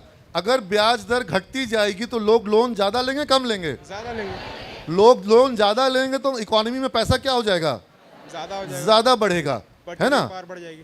ठीक है, और ज़्यादा पैसा बढ़ेगा इसका मतलब है ज़्यादा इन्वेस्टमेंट होगा। ज़्यादा इन्वेस्टमेंट मतलब कि ज़्यादा प्रोडक्शन, ज़्यादा प्रोडक्शन ज़्यादा इन्वेस्टमेंट मतलब कि मार्केट में ज़्यादा जॉब्स। ठीक है, अमेरिका का पूरा इकोनॉमी जो है वो अभी गाइडेड होता है जॉब डाटा से। किससे? Job data. वहाँ पर महीना में 2 बार 4 बार जॉब डाटा आएगा। Non farm payroll, farm payroll, मतलब कि कितने लोग एग्रीकल्चर से कितना कमा रहे हैं, कौन लोग बिना अपार्ट फ्रॉम एग्रीकल्चर कितना कमा रहे हैं। अगर जॉब डाटा में दिखाई पड़ रहा है कि लोग बेरोजगार हो रहे हैं तो फेडरल रिजर्व क्या करेगा? लोग बेरोजगार हो रहे हैं, जॉब अनएम्प्लॉयमेंट बढ़ रहा है, तो फेडरल रिजर्व क्या करेगा? सर एक एग्जांपल से अगर बोले, मेरे सवाल का सीधा जवाब दो। सर एम्प्लॉयमेंट जनरेट करने इंटरेस्ट रेट घटाएगा, क्योंकि जब इंटरेस्ट रेट कम होगा तो जॉब ज़्यादा मिलेगा। क्यों? क्योंकि लोग ज़्यादा लोन लेंगे, ज़्यादा लोन लेंगे तो लोग अपना एक्सपेंशन करेंगे, एक्सपेंशन करेंगे तो लोगों को नौकरों को नौकर मतलब कि एम्प्लॉयज़ की ज़रूरत ज़्यादा होगी। इट्स सिंपल इक्वेशन है। ठीक है, सबसे सीधा औजार सेंट्रल बैंक के पास अर्थव्यवस्था को संभालने का वो है interest rate, repo rate. Repo rate is the biggest weapon. चाहे वो अमेरिका हो, चाहे यूरोपियन यूनियन हो, चाहे लंदन हो, चाहे इंडिया हो, चाहे सेंट्रल बैंक ऑफ चाइना हो। ठीक है, रेपो रेट से लोग खेलते हैं, क्योंकि अभी जैसे क्या है, अगर लग रहा है कि महंगाई बढ़ रही है, महंगाई बढ़ रही है, तो आरबीआई क्या करेगी? इंटरेस्ट रेट ब्याज दर को बढ़ा देगी। बढ़ा देगी। ठीक है, तो अमेरिका में एक समय में ब्याज दर को इतना घटाया गया कि अमेरिका में 20 पैसा का ब्याज पर सालाना 20 पैसा का मतलब 100 रुपया लोन लो और 100 रुपया 20 पैसा 1 साल के बाद चुका दो, लोन हो गया तुम्हारा। नहीं समझ में आया? कितना था ब्याज दर? 20 पैसा। ये कब हुआ? कोविड के समय अमेरिका ने फटाफट ब्याज दर घटाना शुरू किया और घटाते घटाते वो कहां पे आके चला गया? 20 पैसा। क्योंकि उस समय महंगाई कंसर्न, उस समय कंसर्न क्या था? जॉब बच जाए। उस समय कंसर्न था कि मार्केट में जीडीपी हमारा बच जाए। ठीक है, मार्केट में पैसे का फ्लो बना रहे, लोगों को सस्ता पैसा दो, इंडस्ट्री को पैसा दो, लोन दो। भारत में भी सरकार बोली कि थोड़ा तो यहाँ कंजूसी है देने के मामले में लोग बहुत अच्छा, इनके पास वो डॉलर वाला ताकत भी नहीं है कि जितना चाहे। अगर भारतीय सरकार जो है हर आदमी को $600 की तरह पैसा बांट दे तो यहाँ क्या होगा? तुरंत से महंगाई बढ़ जाएगा, पैसे का मूल्य खत्म हो जाएगा, कोई फायदा उसका किसी को मिलेगा नहीं। ठीक है ना? Any kind of income, any kind of line लिखना, एनी काइंड ऑफ इनकम, बैठ जाओ, any kind of income which is devoid of production and labor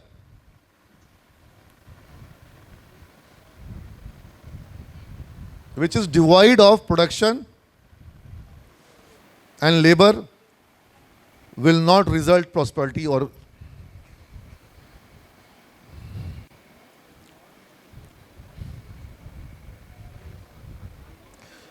any kind of income which is devoid of production and labor cannot bring prosperity। मेरा कहना है कि मेरा मानना है कि अगर कोई आपको ऐसा इनकम दिया जा रहा है जिसमें कि एफर्ट नहीं है, जिसमें कि किसी तरह का प्रोडक्शन नहीं है, जैसे होता है ना कि सरकार हर आदमी के खाते में 1-1 लाख रुपया दे दे, 10-10 हज़ार रुपये हर महिला को तो दे दो। ठीक है, तो इस तरीके से आप अर्थव्यवस्था को, हाँ, अगर वो महिला 10,000 रुपया ले करके बकरी खरीद रही है, फिर बकरी का दूध बेच रही है, बकरी के दूध से फिर साबुन, गोट मिल्क का साबुन बना रही है, अरे बन रहा है भाई, ठीक है। तब इससे इससे क्या होगा, इससे वो इकोनॉमी आगे बढ़ेगी और 10,000 का मूल्य भी बना रहेगा। लेकिन अगर सारे इस रूम में सब लोगों के खाता में अभी 10,000 रुपये दे देंगे और यही अर्थव्यवस्था है, तो सब क्या हो गया, नलीफाई, मतलब सब बराबर हो गया, उसका कोई वैल्यू, जो जहाँ थे वहीं का वहीं रह गए, उससे कोई फ़ायदा, क्योंकि सबको मिल गया, कोई फ़ायदा नहीं हुआ। हाँ, कुछ एफर्ट किए उसको मिला, तो फिर उससे वैल्यू बना रहता है। एनीवेज, तो we were talking about interest rate, और interest rate is the mechanism जिसका इसमें प्रयोग होता है। और यहीं पे समझ लो, कॉम्प्लेक्स बॉन्ड मार्केट को समझा देते हैं यहीं पर। जब सरकार 20 पैसा का बॉन्ड, जब इंटरेस्ट रेट चला गया अमेरिका में, बॉन्ड पर ब्याज क्या मिलेगा तब, 20 पैसा। तब दुनिया के जो देश अमेरिका का बॉन्ड लिए हुए थे उनको ब्याज कितना मिलेगा, लेकिन क्या करेंगे, वो कुछ कर सकते हैं, वो उसी बॉन्ड में रहेंगे। हो सकता है कहीं पर कुछ 20 का, थोड़ा बॉन्ड मार्केट में क्या होता है, ऐसा सिंपल नहीं है। जैसे 1 महीना बाद जो बॉन्ड एक्सपायर होने वाला है वो एकदम लिक्विड बॉन्ड हुआ, 1 साल के बाद है, 2 साल के बाद शॉर्ट टर्म वाला बॉन्ड हुआ, 5 साल और 10 साल वाला बॉन्ड जो है उसका थोड़ा ज़्यादा मतलब होगा, 10 साल का, फिर 30 साल का बॉन्ड होगा, फिर परपेचुअल बॉन्ड होता है। तो इस तरह के ड्यूरेशन वाइज बॉन्ड होते हैं। मान लो वो 20 पैसा था, तब तो बॉन्ड जो था उस पर ब्याज बहुत कम मिल रहा है। लेकिन एक बात बताओ, कोविड के पहले जब उस समय अमेरिका में ब्याज दर 2.5-3% था, तब जो बॉन्ड अमेरिका गवर्नमेंट जारी करी होगी, उस बॉन्ड पे तो अमेरिकन गवर्नमेंट को 2.5% ब्याज देना होगा। और जब ब्याज दर घट करके 20 पैसे पे आ गई, तब लोग क्या करेगा, 20 पैसे वाला नया बॉन्ड लेगा कि 2.5% वाला पुरनका बॉन्ड लेगा। तो वो जो रिलीज हुआ वो मार्केट में खरीद बिक्री ना होता है, रे पगला। शर्मा की दुल्हन ब्याह के आई, संग में अपने बॉन्ड ले आई, उसका बॉन्ड वो खरीद लिया, उसके पास से दूसरे के पास गया। समझ में आया? बॉन्ड तो बाजार में बिकेगा ना। तो अगर हमको खरीदना होगा भी, मान लो कोविड के समय 2021 में, अभी चार्ट खोलेंगे तब दिखाई पड़ेगा, अगर हम चार्ट अभी खोले, कि अमेरिकन का इंटरेस्ट रेट घटते घटते कहाँ तक गया था। जब सबसे कम हुआ था उस समय लोग, उस समय का जब बॉन्ड लेगा, नया बॉन्ड लेगा, तो उस पर ब्याज क्या मिलेगा, कम मिलेगा, जो 20 हो या जो भी हो, जैसा भी हो। लेकिन पुराना जो बॉन्ड अगर 2.5% पर या 3% पर इशू हुआ है, उस पर 3% मिलेगा। तो क्या होगा वैसे स्थिति में, तो क्या पुराना वाला लोग जो है उसी दाम पे बेच देगा, उसका दाम ज़्यादा मांगा जाएगा।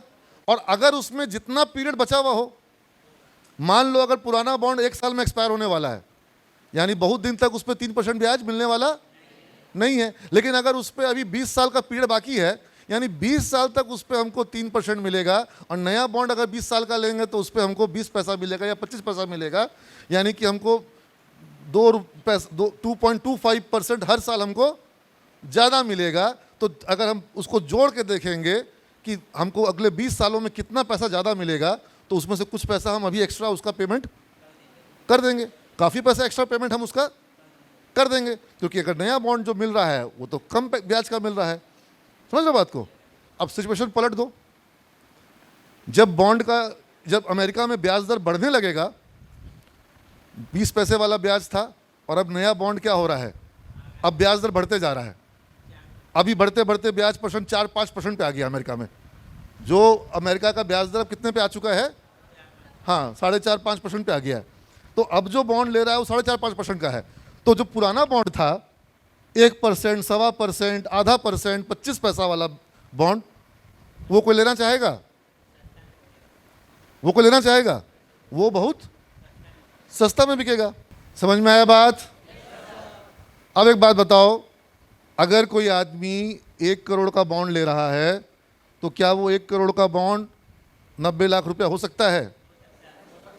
हो सकता है, हो सकता है। वो 1 करोड़ का बॉन्ड 1 करोड़ 10 लाख हो सकता है। वो 1 करोड़ का बॉन्ड 80 लाख भी हो सकता है। और 1.25 करोड़ भी, और कम पीरियड में भी। डिपेंड करता है इंटरेस्ट रेट के मूवमेंट पर। गवर्नमेंट का मैटर है तो इंटरेस्ट रेट का मूवमेंट मायने। अब मान लो कि अनिल अंबानी की कंपनी का बॉन्ड है, तो वहां तो क्रेडिट रिस्क भी, जैसे कई जगहों पर जो बॉन्ड मार्केट में क्या होता है, बहुत तरह तरह के बॉन्ड होते हैं ना। तो जो तरह तरह के बॉन्ड होते हैं, जैसे कि duration wise liquid bond, ultra short term bond, short term bond, लिखते जाओ, लिक्विड बॉन्ड, ये ड्यूरेशन वाइज डिफिनेशन है। लिक्विड मतलब कि बिल्कुल लिक्विड।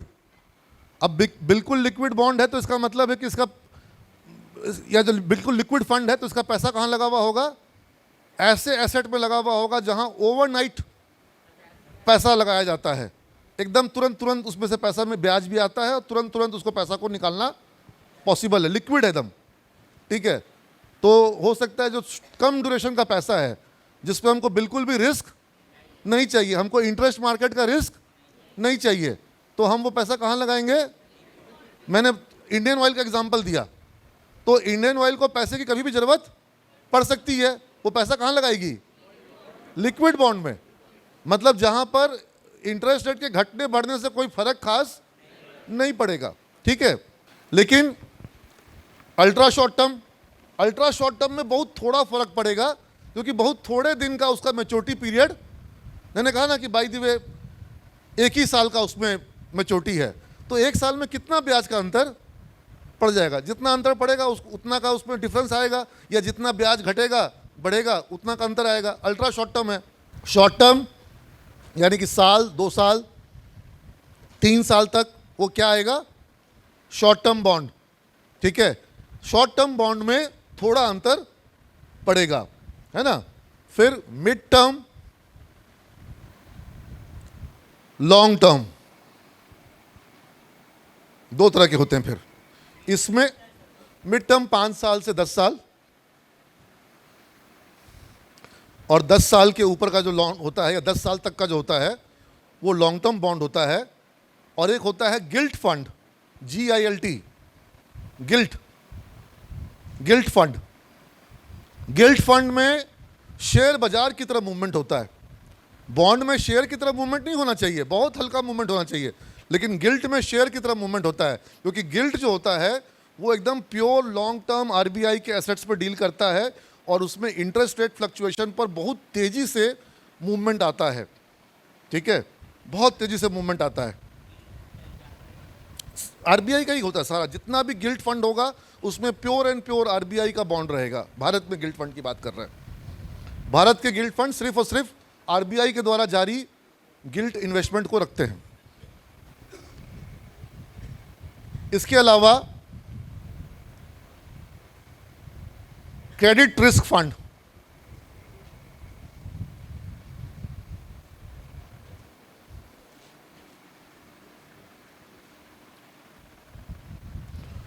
क्रेडिट रिस्क में क्या होगा, क्रेडिट रिस्क में क्या हो गया कि अब इसमें क्रेडिट का रिस्क, माने जो लोन आपने दिया है वही रिस्क पर है। मान लीजिए कि इसमें पैसा जो है अडानी को गया, कुछ टाटा को गया, कुछ अंबानी को गया, या किसी और कंपनी को गया, है ना। फिर PSU bond fund, PSU bond fund का मतलब क्या हुआ कि पब्लिक सेक्टर की कंपनी के बॉन्ड होंगे, लेकिन ये सरकार, ये RBI का बॉन्ड इसमें अब नहीं है। अब कुछ मिक्स भी होगा, जिस मिक्स वाले में RBI का भी होगा, पब्लिक सेक्टर का भी होगा, और प्राइवेट सेक्टर का भी होगा। तो ऐसे ऐसे अलग अलग बॉन्ड मार्केट में बहुत तरह के निवेश के ऑप्शन हैं। ये सब क्या है, फिक्स्ड इनकम के अपॉर्चुनिटी ऑप्शंस हैं। फिक्स्ड इनकम मतलब फिक्स्ड है, लेकिन फिक्स्ड में भी तुम लोग क्या देख रहे हो कि मूवमेंट है। और सबसे बड़ा मार्केट तुमको कौन सा बताया था, कौन सा मार्केट होता है, बॉन्ड मार्केट, और वहां पर इन सब कारणों से मूवमेंट होता है। अभी एक बात बताते हैं, सबसे बड़ा मार्केट होने का एक और कारण, बड़े बड़े इन्वेस्टर्स और बड़ा बड़ा इन्वेस्टमेंट फंड होता है। अमेरिका में, यूरोप का, स्विट्जरलैंड का, चाइना का, गल्फ के देशों के जो है ना, वहाँ के सुलेमान, बुरनई के, और अलग अलग जो अरब के लोग हैं, बहुत सारे लोगों का, किसी के पास ऑयल का फंड है, किसी के पास तरह तरह का फंड है। ये सब पैसा दुनिया के देशों में अपॉर्चुनिटी की तलाश में क्या करता है, घूमता है। जहां बेटर अपॉर्चुनिटी होता है पैसा वहां पर पहुंच जाता है। Capital always seek the opportunity, capital हमेशा वहां पर फ्लो करता है। और आज के समय में कैपिटल का कहीं पर भी फ्लो जो है वो क्या है, बहुत आसान है, बहुत आसान है।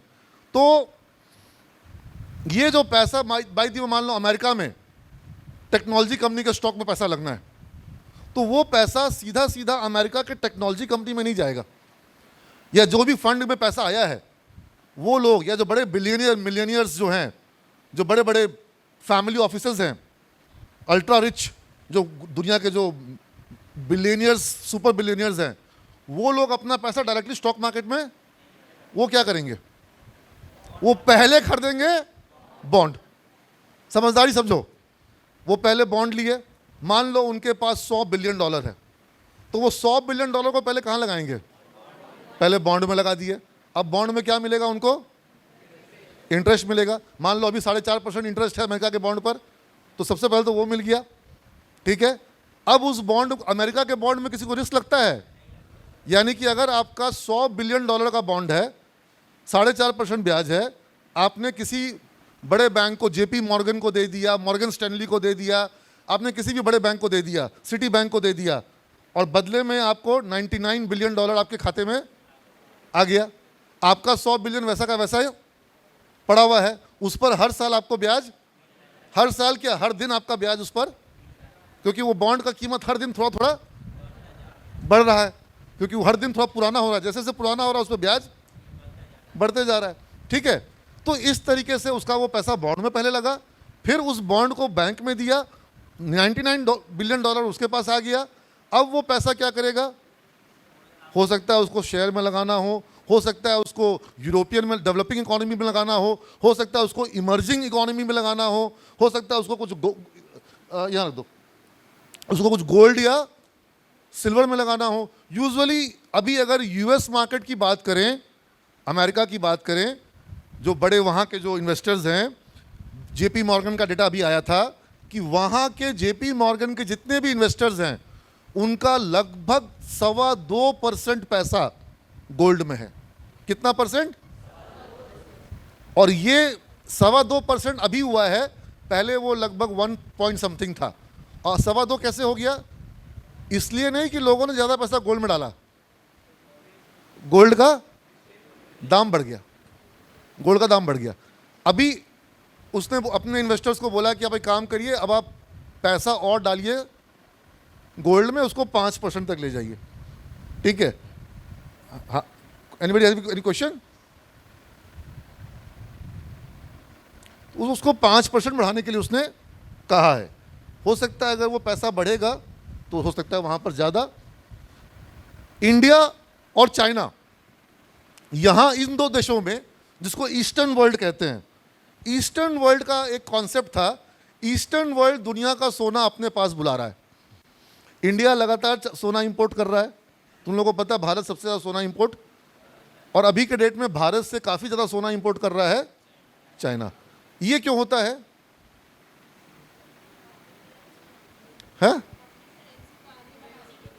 ना बेटा, करेंसी को आगे बढ़ाने के लिए तो आरबीआई खरीदेगी तब मानेंगे, ठीक है। वो कम खरीद रही है, इंडियंस खरीद रहे हैं सोना, क्योंकि इंडियंस को रुपया पे भरोसा नहीं है, क्योंकि इंडियन लोगों को रुपया पे भरोसा नहीं है। उनको पता है कि मेरा रुपया का वैल्यू जो है क्या हो रहा है, घटते जा रहा है, और सोना का वैल्यू जो है वो, इसलिए भारतीय लोग सोना मंगाते जा रहे हैं। अच्छा, इंडिया में सोना होता नहीं है इसलिए हम लोग बाहर से मंगाते हैं। और यूरोपियन लोग जो हैं या जो अमेरिका के लोग हैं, उनका इन्वेस्टमेंट, वो लोग इन्वेस्टमेंट के लिए गोल्ड को बेस्ट मानते, वो शेयर्स में और म्यूचुअल फंड्स में इन्वेस्ट ज़्यादा। हमारे यहाँ के लोग जो हैं वो शेयर्स में इन्वेस्ट करते हैं लेकिन कम करते हैं, गोल्ड में ज़्यादा करते हैं, ठीक है। तो गेटिंग माय पॉइंट। अभी बताओ बेटर क्या है, गोल्ड बेटर है कि शेयर्स बेटर है?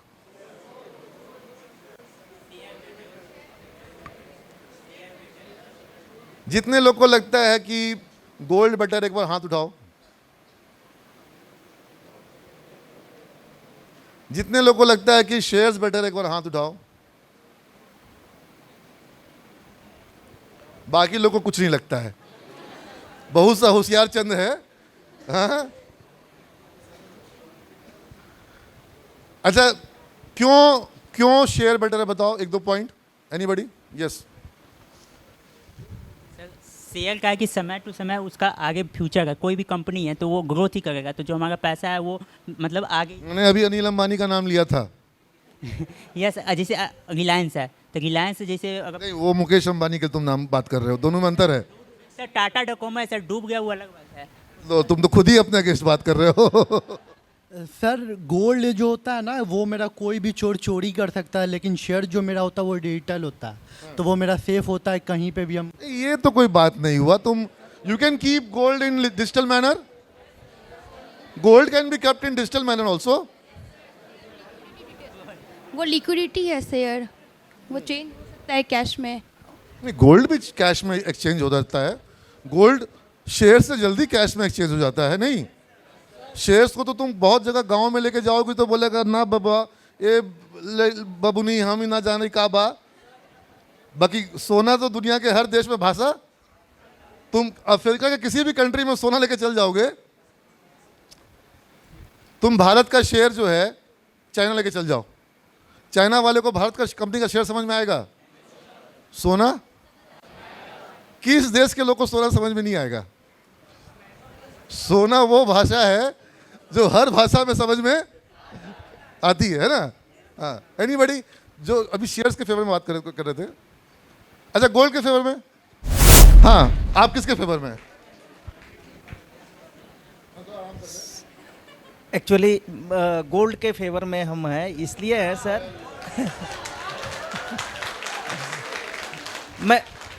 मैं अपनी ओपिनियन के साथ मेरा बचपन से आदत है, पूरा क्लास जब स्कूल में पढ़ते थे हम, पूरा स्कूल या कॉलेज जिस तरफ में होता था हम अपोजिट साइड में रहते थे। हम दहेज के पक्ष में भी वो किए हुए हैं, ठीक है ना।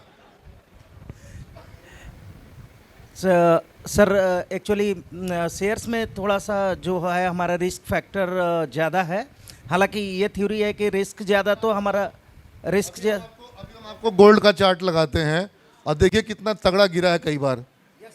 हाँ, इसलिए रिस्क तो सब जगह है। रिस्क है तो रिस्क तो सब जगह है। हाँ, अच्छा एक बात बताओ ना, धीरू भाई अंबानी अगर सोना खरीद लिए होते, क्वेश्चन लास्ट बेंच लास्ट रोज, धीरू भाई अंबानी सोना खरीद लिए होते, जो भी उनके पास पैसा था, तो रिलायंस बन गया होता।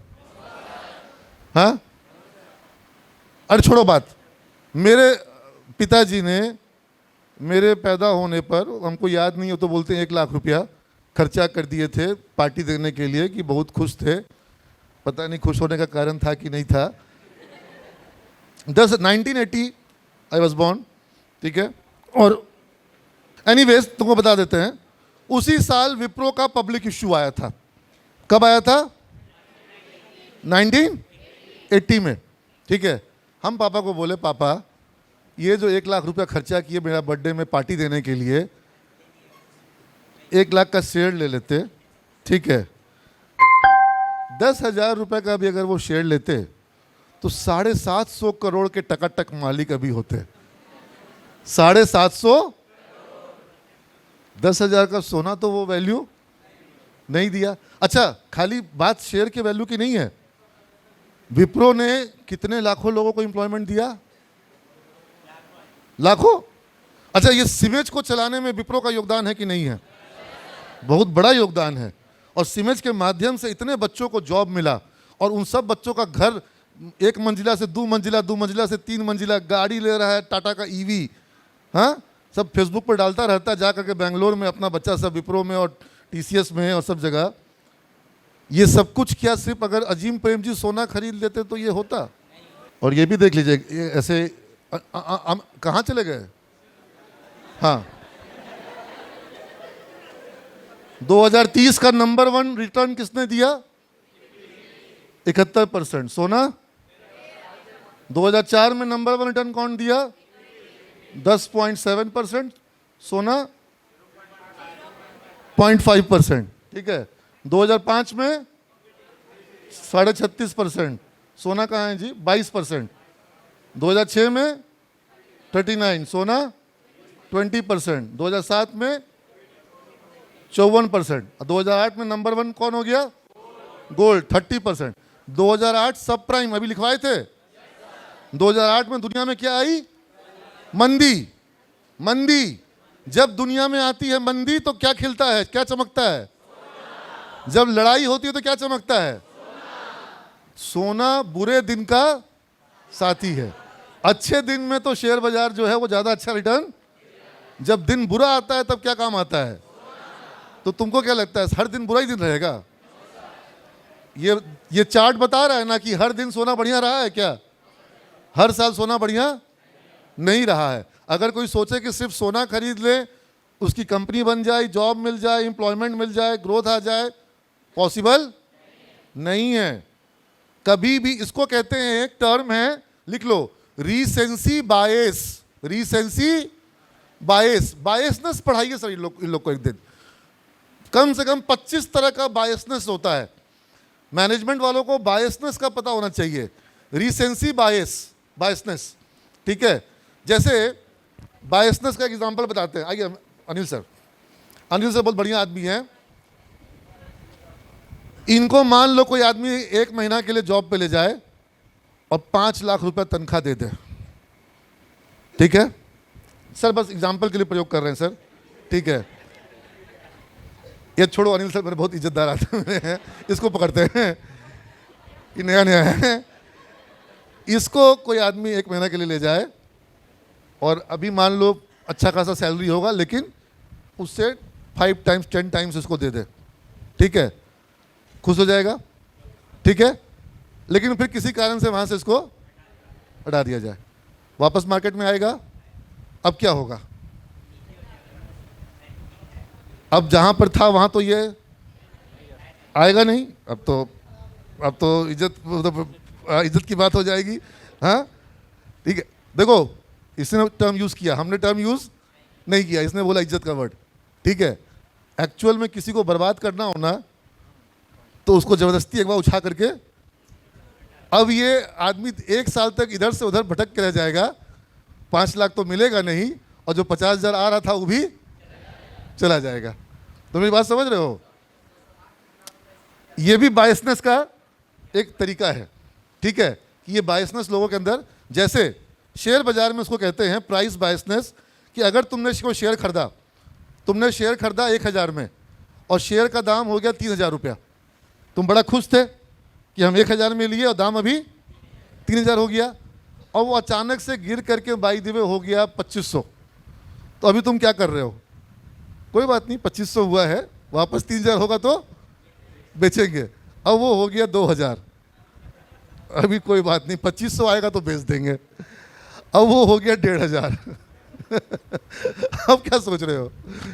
अब तो भाव आ जाएगा तो बेचेंगे। हम जो इतना में खरीदे थे, हाँ, अब वो उसके नीचे भी आ गया, जितना में खरीदे थे उसके भी, हाँ, 500 में आ गया। हाँ, तो हम तो 1,000 में लिए थे, 1,000 आ जाएगा तो 100 रुपये आ गया। ये में पॉइंट, अब तो बेचना ही नहीं है, रहने दो, अब छोड़ दो, अब बेचना ही नहीं है, देखा जाएगा।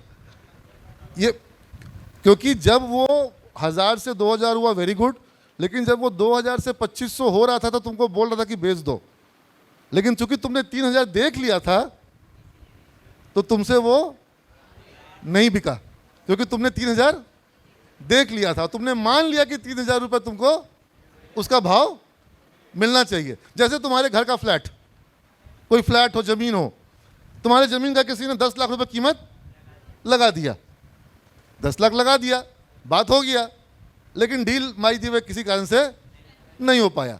अब अगर कोई लोग आकर के तुमको 7 लाख 8 लाख कुछ भी बोल रहा है, तुम उसको 10 लाख से कम में दोगे ना? जब भाव 10 लाख लग गया एक बार, तो फिर हम तो 10 लाख से कम अब नहीं देंगे। तो ये प्राइस बायसनेस, मार्केट में इस तरह के कई सारे बायसनेस, और मैंने क्या कहा था, जो व्यक्ति ध्यान करता है वो इस तरह के बायसनेस से अपने आप को दूर कर लेगा, ठीक है ना। सही समय पर निर्णय लेना बहुत बड़ी ज़रूरत है, बहुत बड़ी आवश्यकता है।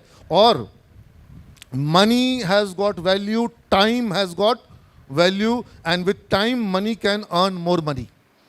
तो मनी को सही समय पर टाइम का प्रयोग करना हाँ, और अगर आपने सही समय पर प्रयोग नहीं किया, जैसे यहाँ बिहार में हम मकान मालिक लोग से बहुत डील करते थे। I started my journey quite young. मैं तो कॉलेज के तुरंत साथ ही साथ मैंने अपना एंटरप्राइज शुरू कर दिया था। तो मकान मालिकों से मिलता था, जगह उनसे किराए पे मांगता था, तो वो बोलते थे देखिए 3 साल से खाली पड़ल है, बाकी इतना रुपया कम से ना देबो। हम बस सर एक काम करिए, 10,000 रुपये महीना में किराया दे रहा हूँ, आप दे दीजिए। बोला ना 11,000 पूरी लेंगे, उससे ऊपर। हम बोले सर कितना दिन से आप 11,000? बोला 3 साल से 11,000 मांग रहे हैं। क्या लोग 10,000 दिया लेकिन नहीं दिए। हम बोले सर जैसे जोड़िए, आप 1,000 रुपया के लिए 3 साल से उसको किराए पर नहीं लगाए। इक्वेशन समझ रहे हो? कैलकुलेशन समझ में आ रहा है? 1,000 रुपया अगर आता तो साल का 12,000 रुपया आता, लेकिन साल का उसने 1,20,000 रुपया गवा दिया, क्योंकि उसको वो 1,000, और वो क्यों चाहिए था? क्योंकि पहले वाला 11,000 दे रहा था। तो जब 11,000 मिल रहा था तो अब 10,000 रुपया नहीं चाहिए। हम तो कहते हैं कि 10 मिले 9 मिले, आप उसको रनिंग रखो ना यार, वो मूवमेंट में रहेगा ना, उस पैसे से फिर आप और पैसा कमा सकते हो। ये इसको मरवाड़ी बुद्धि समझ लो, लेकिन ये चीज़ तुम लोग को हमेशा रहना चाहिए कि money should circulate, money should not get stuck. पैसा जब रोटेशन पे रहता है, मूवमेंट पे रहता है, तो हर रोटेशन पे कमाता है। जैसे जो हमारे होलसेल मार्केट के लोग होते थे, छोटा सा तुमको पटना सिटी का मशट्टा का बिजनेस का स्टैटिस्टिक्स सिस्टम समझाते हैं। मेरा एक फ्रेंड है, उसका पटना सिटी में टॉफ़ी बिस्किट का होलसेल का काम है, ठीक है, बड़ा पार्टी है होलसेल का, ठीक है।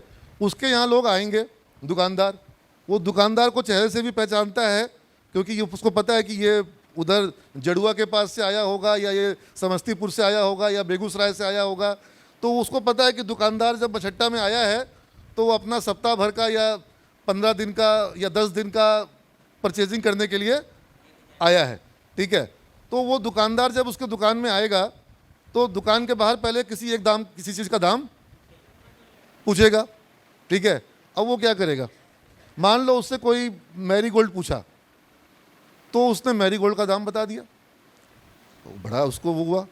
फिर उसने सेकंड आइटम पूछा, उसने उसका भी दाम बता दिया। अब वो जो खरीदार आया बेचारा ठिठक गया। फिर तीसरा पूछा, तीसरा का भाव उसने बताया, एकदम जिस भाव में खरीदा था वही भाव। बोला चलो ये भी ठीक है। पहले जो 2 आइटम का दाम बताया उसने, वो दाम तो उसने बताया कि जो जितना में खरीदा था उससे 1 रुपया कम ही बता दिया। हाँ, तो बोला कि आप एक काम करिए, सारा सामान बताइए, सबका दाम सही से लगेगा, नहीं तो फिर कोई काम आपका नहीं हो पाएगा। सारा सामान लीजिए, सब दाम सही से लगेगा। उसने 4-5 आइटम पूछ लिया था, थक गया। बोला लीजिए पूरा लिस्ट है, सब निकाल दीजिए। समझ गए बात को? तो उसके पास पूरा उसके दुकान के सारा आइटम का लिस्ट है। अब वो सारा सामान दे रहा है, बट उसने सबसे पहले क्या किया? अट्रैक्ट कर लिया with the right pricing and the everything. You're getting my point? So this is also part of kind of marketing strategy. ठीक है? Big companies, corporates, इसको जैसे कि मैकडोनल्ड्स में तुमने वो सुना है 20 रुपीज़ में आइसक्रीम कोन और वो 20 रुपए का बर्गर वगैरह जो है वो सब। तो ये सब जो, हाँ पहले उसका था, आई डोंट नो कितने में देता है वो, 40 का दे रहा होगा, 50 का दे रहा होगा। ये अब कभी कभी पिज़्ज़ा आता था ना कि वो 49 का पिज़्ज़ा एंड ऑल। तो जब, क्या तुम लोग कभी किसी पिज़्ज़ा स्टोर में जाके 49 रुपीज़ में पिज़्ज़ा खा के आए हो? नहीं खा पाए होगे, क्योंकि वहाँ जाओगे तो थोड़ा सा टॉपिंग्स या एक्स्ट्रा ये, या थोड़ा साइज़ बड़ा, या ये वाला फार्म फ्रेश कर दिए तो वो 150-200 रुपये का हो जाएगा, है ना। तो वो सब कस्टमर को अट्रैक्ट करने के लिए कॉन्सेप्ट बनाए जाते हैं। एनीवेज, आई थिंक इस चार्ट से ये तो क्लियर हो गया कि कोई क्लियर कट विनर है क्या?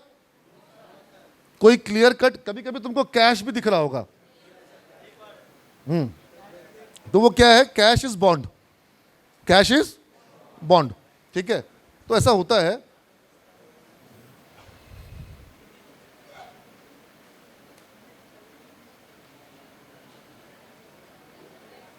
नो मूवमेंट, नो, हमको नॉइज पसंद नहीं है भाई।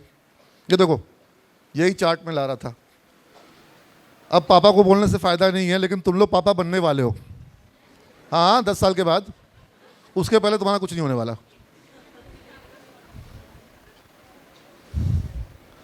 क्या है? हाँ, पढ़ने में बन रहा है क्या?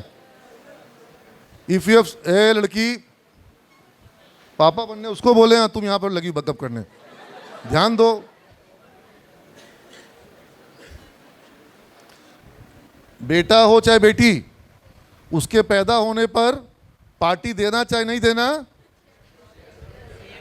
इन्वेस्टमेंट, शेयर नहीं बोलूंगा मैं, इन्वेस्टमेंट जरूर करना। ठीक है, इन्वेस्टमेंट जरूर करना, क्योंकि पार्टी खाए हुए तो लोग भूल जाते हैं।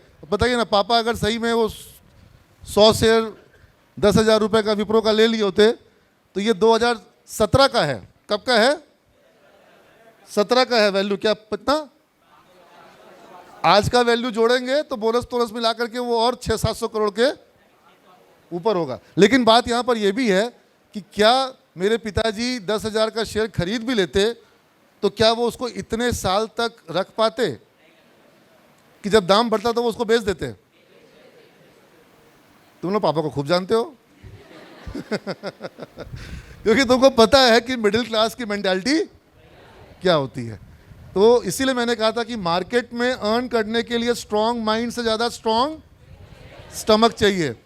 ठीक है, अभी यहाँ पर एक बहुत इंटरेस्टिंग कहानी सुनाई, क्योंकि हम लोग का समय कम है। हाँ, क्या?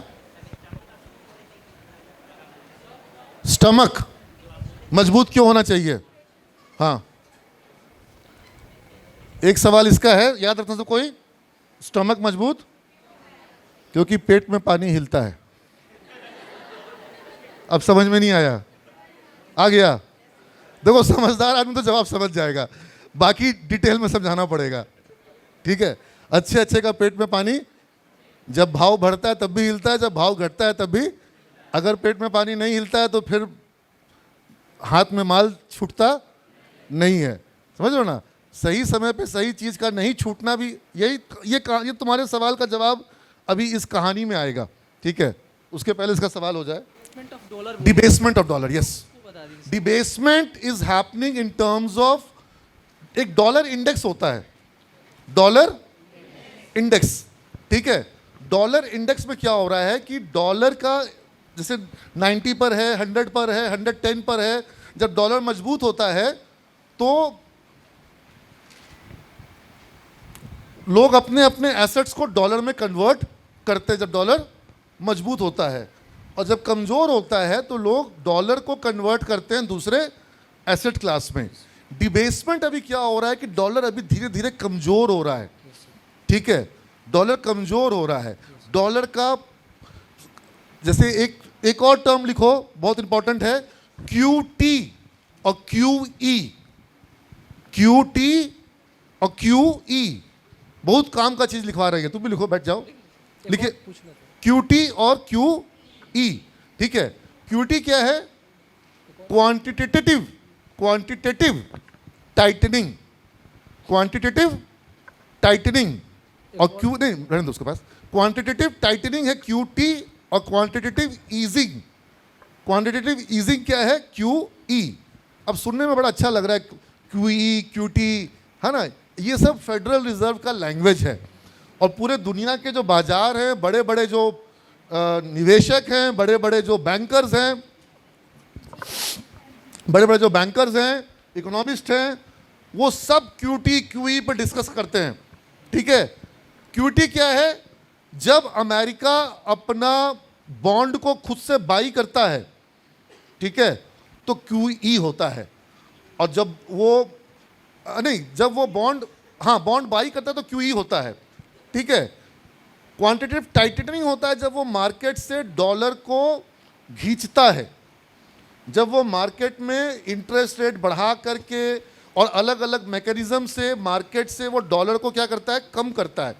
ठीक है, तो क्वांटिटेटिव टाइटनिंग होता है QT। लिक्विडिटी की क्राइसिस हो जाती है। अभी पीछे काफ़ी दिनों से अमेरिका QT कर रहा था, तो तुमने देखा कि बिटकॉइन जो है बिटकॉइन का दाम $1,00,000 से घट करके 90,000 या उससे भी नीचे कितना है जी? हाँ 89 समथिंग अभी है, ठीक है, 90 के ऊपर आ गया। Bitcoin purely liquidity based asset है। लिक्विडिटी चेस करती है बिटकॉइन को। बिटकॉइन का दाम, बिटकॉइन का ऐसा है क्या कि गर्मी के मौसम में ज़्यादा डिमांड हो जाती है या ऐसा कुछ? बिटकॉइन का कोई यूजफुलनेस नहीं। It is the purely liquidity driven asset कि जितना तरलता चेस करेगी उतना उसका दाम बढ़ेगा। अब जब यूएस जब क्वांटिटेटिव टाइटनिंग करेगा, मार्केट में से मनी का फ्लो कम करेगा, तो बिटकॉइन का दाम क्या हो जाएगा? घटेगा, क्योंकि लिक्विडिटी का क्राइसिस हो रहा है। रहीमन पानी, और जब पानी नहीं रहेगा तो क्या होगा? दाम घटेगा, लिक्विडिटी। और जब खूब पानी आ जाएगा तो क्या हो जाएगा? लिक्विडिटी आ गई, दाम। गोल्ड में क्या होगा? लिक्विडिटी खूब आ जाएगी तो दाम क्या होगा? बढ़ेगा। मोर डॉलर लेस गोल्ड। गोल्ड तो उतना ही ना है, डॉलर ना घट बढ़ हो रहा है। बिटकॉइन उतना ही है, बिटकॉइन में घट बढ़ नहीं है। गोल्ड उतना ही है, गोल्ड में घट बढ़ किस में है? डॉलर बाजार में घटता है, एसेट का दाम घटता है। अच्छा, ये सब होता है अमेरिका में। इससे इंडिया के शेयर बाजार को फर्क पड़ना चाहिए। भारी फर्क पड़ता है, भारी फर्क पड़ता है। हम लोग का शेयर बाजार हम लोग का अपना नहीं है। सब गोरा लोग जो है उन लोग के हाथ में रहता है। हाँ, उन लोग के हाथ में। जो तुमको बताए थे ना, भारत माता आई थी, इसके पास डॉलर का रिजर्व कहाँ से आ रहा है? FII माल निकालता है। हम लोग का शेयर बाजार अभी बदलाव हुआ है। 2-3 सालों में क्या हुआ है? पिछले 3 सालों में सब पूरे इंडिया को सिखाया जा रहा है, SIP करो, SIP करो, SIP करो। हर जगह देख रहे हो ना। तो इससे क्या हो रहा है? लगभग 24,000 करोड़ रुपया हर महीना भारतीय मिडिल क्लास और भारत के जो भी अपर क्लास, इसलिए नहीं बोल रहे कि अपर क्लास SIP नहीं करता है। उसको जहां लगाना है वो स्ट्रेटेजिक पैसा लगाता है। उसको हर महीना SIP कटवाने की जरूरत, SIP हम लोग के लिए है, मिडिल क्लास, ठीक है ना। हम भी SIP कटवाते हैं, मेघा मैम का भी SIP जाता है, क्या कि वो लोग, हम लोग SIP नहीं करेंगे तो हम लोग का निवेश नहीं होगा। अपर क्लास की बात अलग है। लेकिन इस मिडिल क्लास की ताकत ये है कि जो 24,000 करोड़ रुपया हर महीना जा रहा है, तो अभी क्या हो रहा है? हर महीना 24,000 करोड़ का शेयर खरीद रहे हैं SIP वाले, म्यूचुअल फंड। पैसा कौन दे रहा है? Middle class. और बेच कौन रहा है माल? गोरा, FII। वो माल हर महीना बेच रहा है, मतलब हर दिन बेच रहा है। तुम रोज डेटा देखोगे, जो सेबी डेली का स्टैटिस्टिक्स शाम को जारी करती है, 5-6 बजे 7 बजे तक रोज का डेटा आता है कि आज FI ने कितना कैश मार्केट में बेचा, कितना खरीदा, कितना बॉन्ड मार्केट में बेचा खरीदा, कितना उसने। अब देखो, अभी पहला वर्ड नाम ले रहे हैं, डेरिवेटिव मार्केट। लिख लो, डेरिवेटिव मार्केट। डिस्कस हुआ है तुम लोग के बीच में? नहीं हुआ है? बाप रे बाप, ये बहुत बड़ा खेला है भाई, बहुत बड़ा खेला है, बहुत बड़ी माया है। क्या है? Derivative, futures, options. बहुत लोग जानते होंगे थोड़ा बहुत, ठीक है, फ्यूचर्स एंड ऑप्शंस। तो डेरिवेटिव में भी बहुत खरीद, इनफैक्ट कैश मार्केट से ज़्यादा बड़ा मार्केट है डेरिवेटिव मार्केट, ठीक है ना। और डेरिवेटिव में भी अभी ऑप्शन इंडिया में बहुत बड़ा मार्केट हो गया है। मतलब वो जो कसिनो तुम लोग को बोले थे ना, सबसे बड़ा कसिनो बन गया भारत का शेयर बाजार। खेलो इंडिया खेलो, हाँ, वो चल रहा है वहाँ पर। हाँ, सट्टा करो और बैंक निफ्टी का ऑप्शन ले लिया, ये ले लिया, वो ले लिया। हाँ, 50 रुपए का 500 रुपया हो गया, खूब खुश, और सब जीरो हो गया। दैट इज एनीवेज, तुम्हारे क्वेश्चन पर, तो डॉलर डिबेसमेंट, जब डॉलर का मूल्य घट रहा है तो वो डॉलर डिबेसमेंट है। कॉर्पोरेट बॉन्ड भी होगा ना सर? हाँ, कॉर्पोरेट बॉन्ड है, जो मैंने तुमको बताया ना, प्राइवेट सेक्टर के जो बॉन्ड्स हैं, क्रेडिट रिस्क बॉन्ड जिसको तुम कह रहे हो, वो सब कॉर्पोरेट बॉन्ड की श्रेणी में आएंगे। Thank you sir. ठीक है ना। Yes, So what is hype driven investing? Hype driven investing. Hype driven investing, very good question, बाप रे बाप, बहुत बढ़िया क्वेश्चन। हाइप, ठीक है, पहले इसी के सवाल का जवाब दे देते हैं, ठीक है। Have you heard about pump and dump? नहीं। एनीवेज, एक तुम लोगों ने वो मंकी वाली कहानी सबने सुनी है? एक गांव था, उस गांव में बहुत अच्छे भोले भाले लोग रहते थे, तुम लोग की तरह, ठीक है, किसान लोग सब थे। वहां पर एक व्यापारी आया, ठीक है, उसने कहा कि भाई हम एक कोई कुछ काम है, हमको कुछ थोड़ा बहुत आपके गांव में अगर बंदर वगैरह मिल जाए तो हम आपको बंदर का कीमत दे देंगे। तो बोला बंदर बंदर तो खूब है गांव में, ले लीजिए। बोला हम कहाँ से पकड़ेंगे, आप लोग हमको पकड़ करके। उसने बोला कि आप बंदर पकड़ के ला के दो, मैं आपको पर बंडल बंदर 100 रुपया दूंगा, ठीक है। तो गांव में बहुत लोग, बुजुर्ग लोग बोले, बेरोजगार लड़का लोग था कि तुम लोग कुछ करता नहीं, जाओ बंदर बंदर पकड़ो। हाँ, सब पिताजी अपने बेटा को लगा दिए कि जाओ बंदर उधर पकड़ के लाओ, प्रति बंदर। बोला जितना बंदर देंगे सब ले लीजिएगा। बोला हाँ हाँ सब ले लेंगे। तो गांव वालों ने काफ़ी सारा बंदर उंदर पकड़ा। वो बोला था कि सोमवार को आएंगे, सोमवार को आया। जितना जिसने बंदर पकड़ा था उसने गाड़ी पे सारे बंदर को लदवाया, सबको बंधवाया, सारा बंदर को पकड़ करके ले गया। प्रति बंदर 100 रुपया हर किसान को भुगतान कर दिया। बोला लेकिन बस इतना ही बंदर है गाँव में? बोला नहीं और भी है, लेकिन अब बंदर कम हो गया है तो थोड़ा सा मेहनत लगेगा। बोला कोई बात नहीं, 150 दे देंगे, हमको बंदर और चाहिए। बोला अच्छा 150, ठीक है। तो बोला फिर कब आइएगा? बोला 1 सप्ताह के बाद आते हैं फिर सोमवार को। अब की और बंदर पकड़ा गया, खूब बंदर, सब जाए ताए पकड़ पकड़ के घर पे बंदर खूब सारा लेकर के आ गया सब लोग, ठीक है। उज्जवल समझ रहे हो ना, उज्जवल भी खूब बंदर पकड़ के लेकर के आ गया, ठीक है। तो इंतजार था सोमवार का, सोमवार को आया। अब की डबल गाड़ी लाया था, सारा बंदर पिंजड़ा उजड़ा में बंधवा करके डलवा करके सारा बंदर ले लिया। हर आदमी को 150 का पेमेंट कर दिया। बोला ताऊ और बंदर लागसी।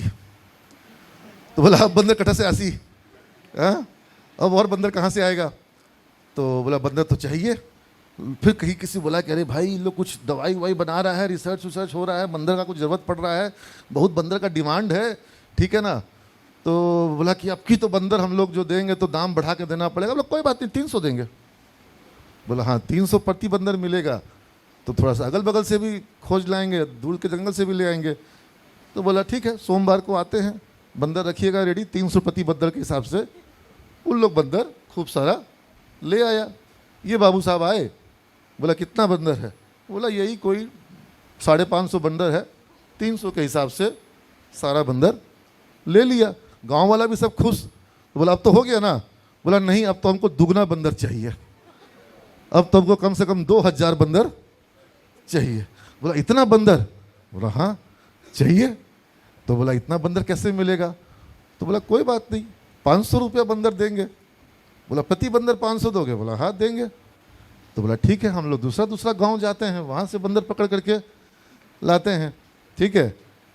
तो बोला कि 1 हफ्ता के बाद आते हैं, बंदर रेडी रखिएगा।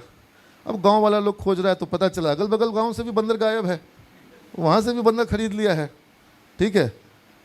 फिर उन लोगों को पता चला कि कुछ कहानियाँ सुनने को मिलने लग गई कि भाई बंदर के दवाई से ये बनेगा, बंदर के इससे ये बनेगा, बंदर का दाम ये हो जाएगा, बंदर ऐसे हो जाएगा, बंदर का मार्केट में क्राइसिस है, जिसके पास बंदर वही असली सिकंदर, ठीक है। तो बड़ा क्राइसिस हो गया, ठीक है। फिर उनको पता चला कि एक जगह बंदर है बहुत मुश्किल से देगा, वो ब्लैक किया हुआ रखा हुआ है, उसको भी बेचना है लेकिन पैसे का ज़रूरत है, दे देगा। तो वो जो है 400 रुपये में प्रति बंदर दे देगा, ठीक है बोलिए।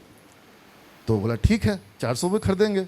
तो जितना वाला गांव वाला लोग था कोई सब खरीद लिया, 400 450 में सब लोग जितना बंदर खरीदना था खरीद लिया, ठीक है। सोमवार का इंतजार था, सोमवार को नहीं आया।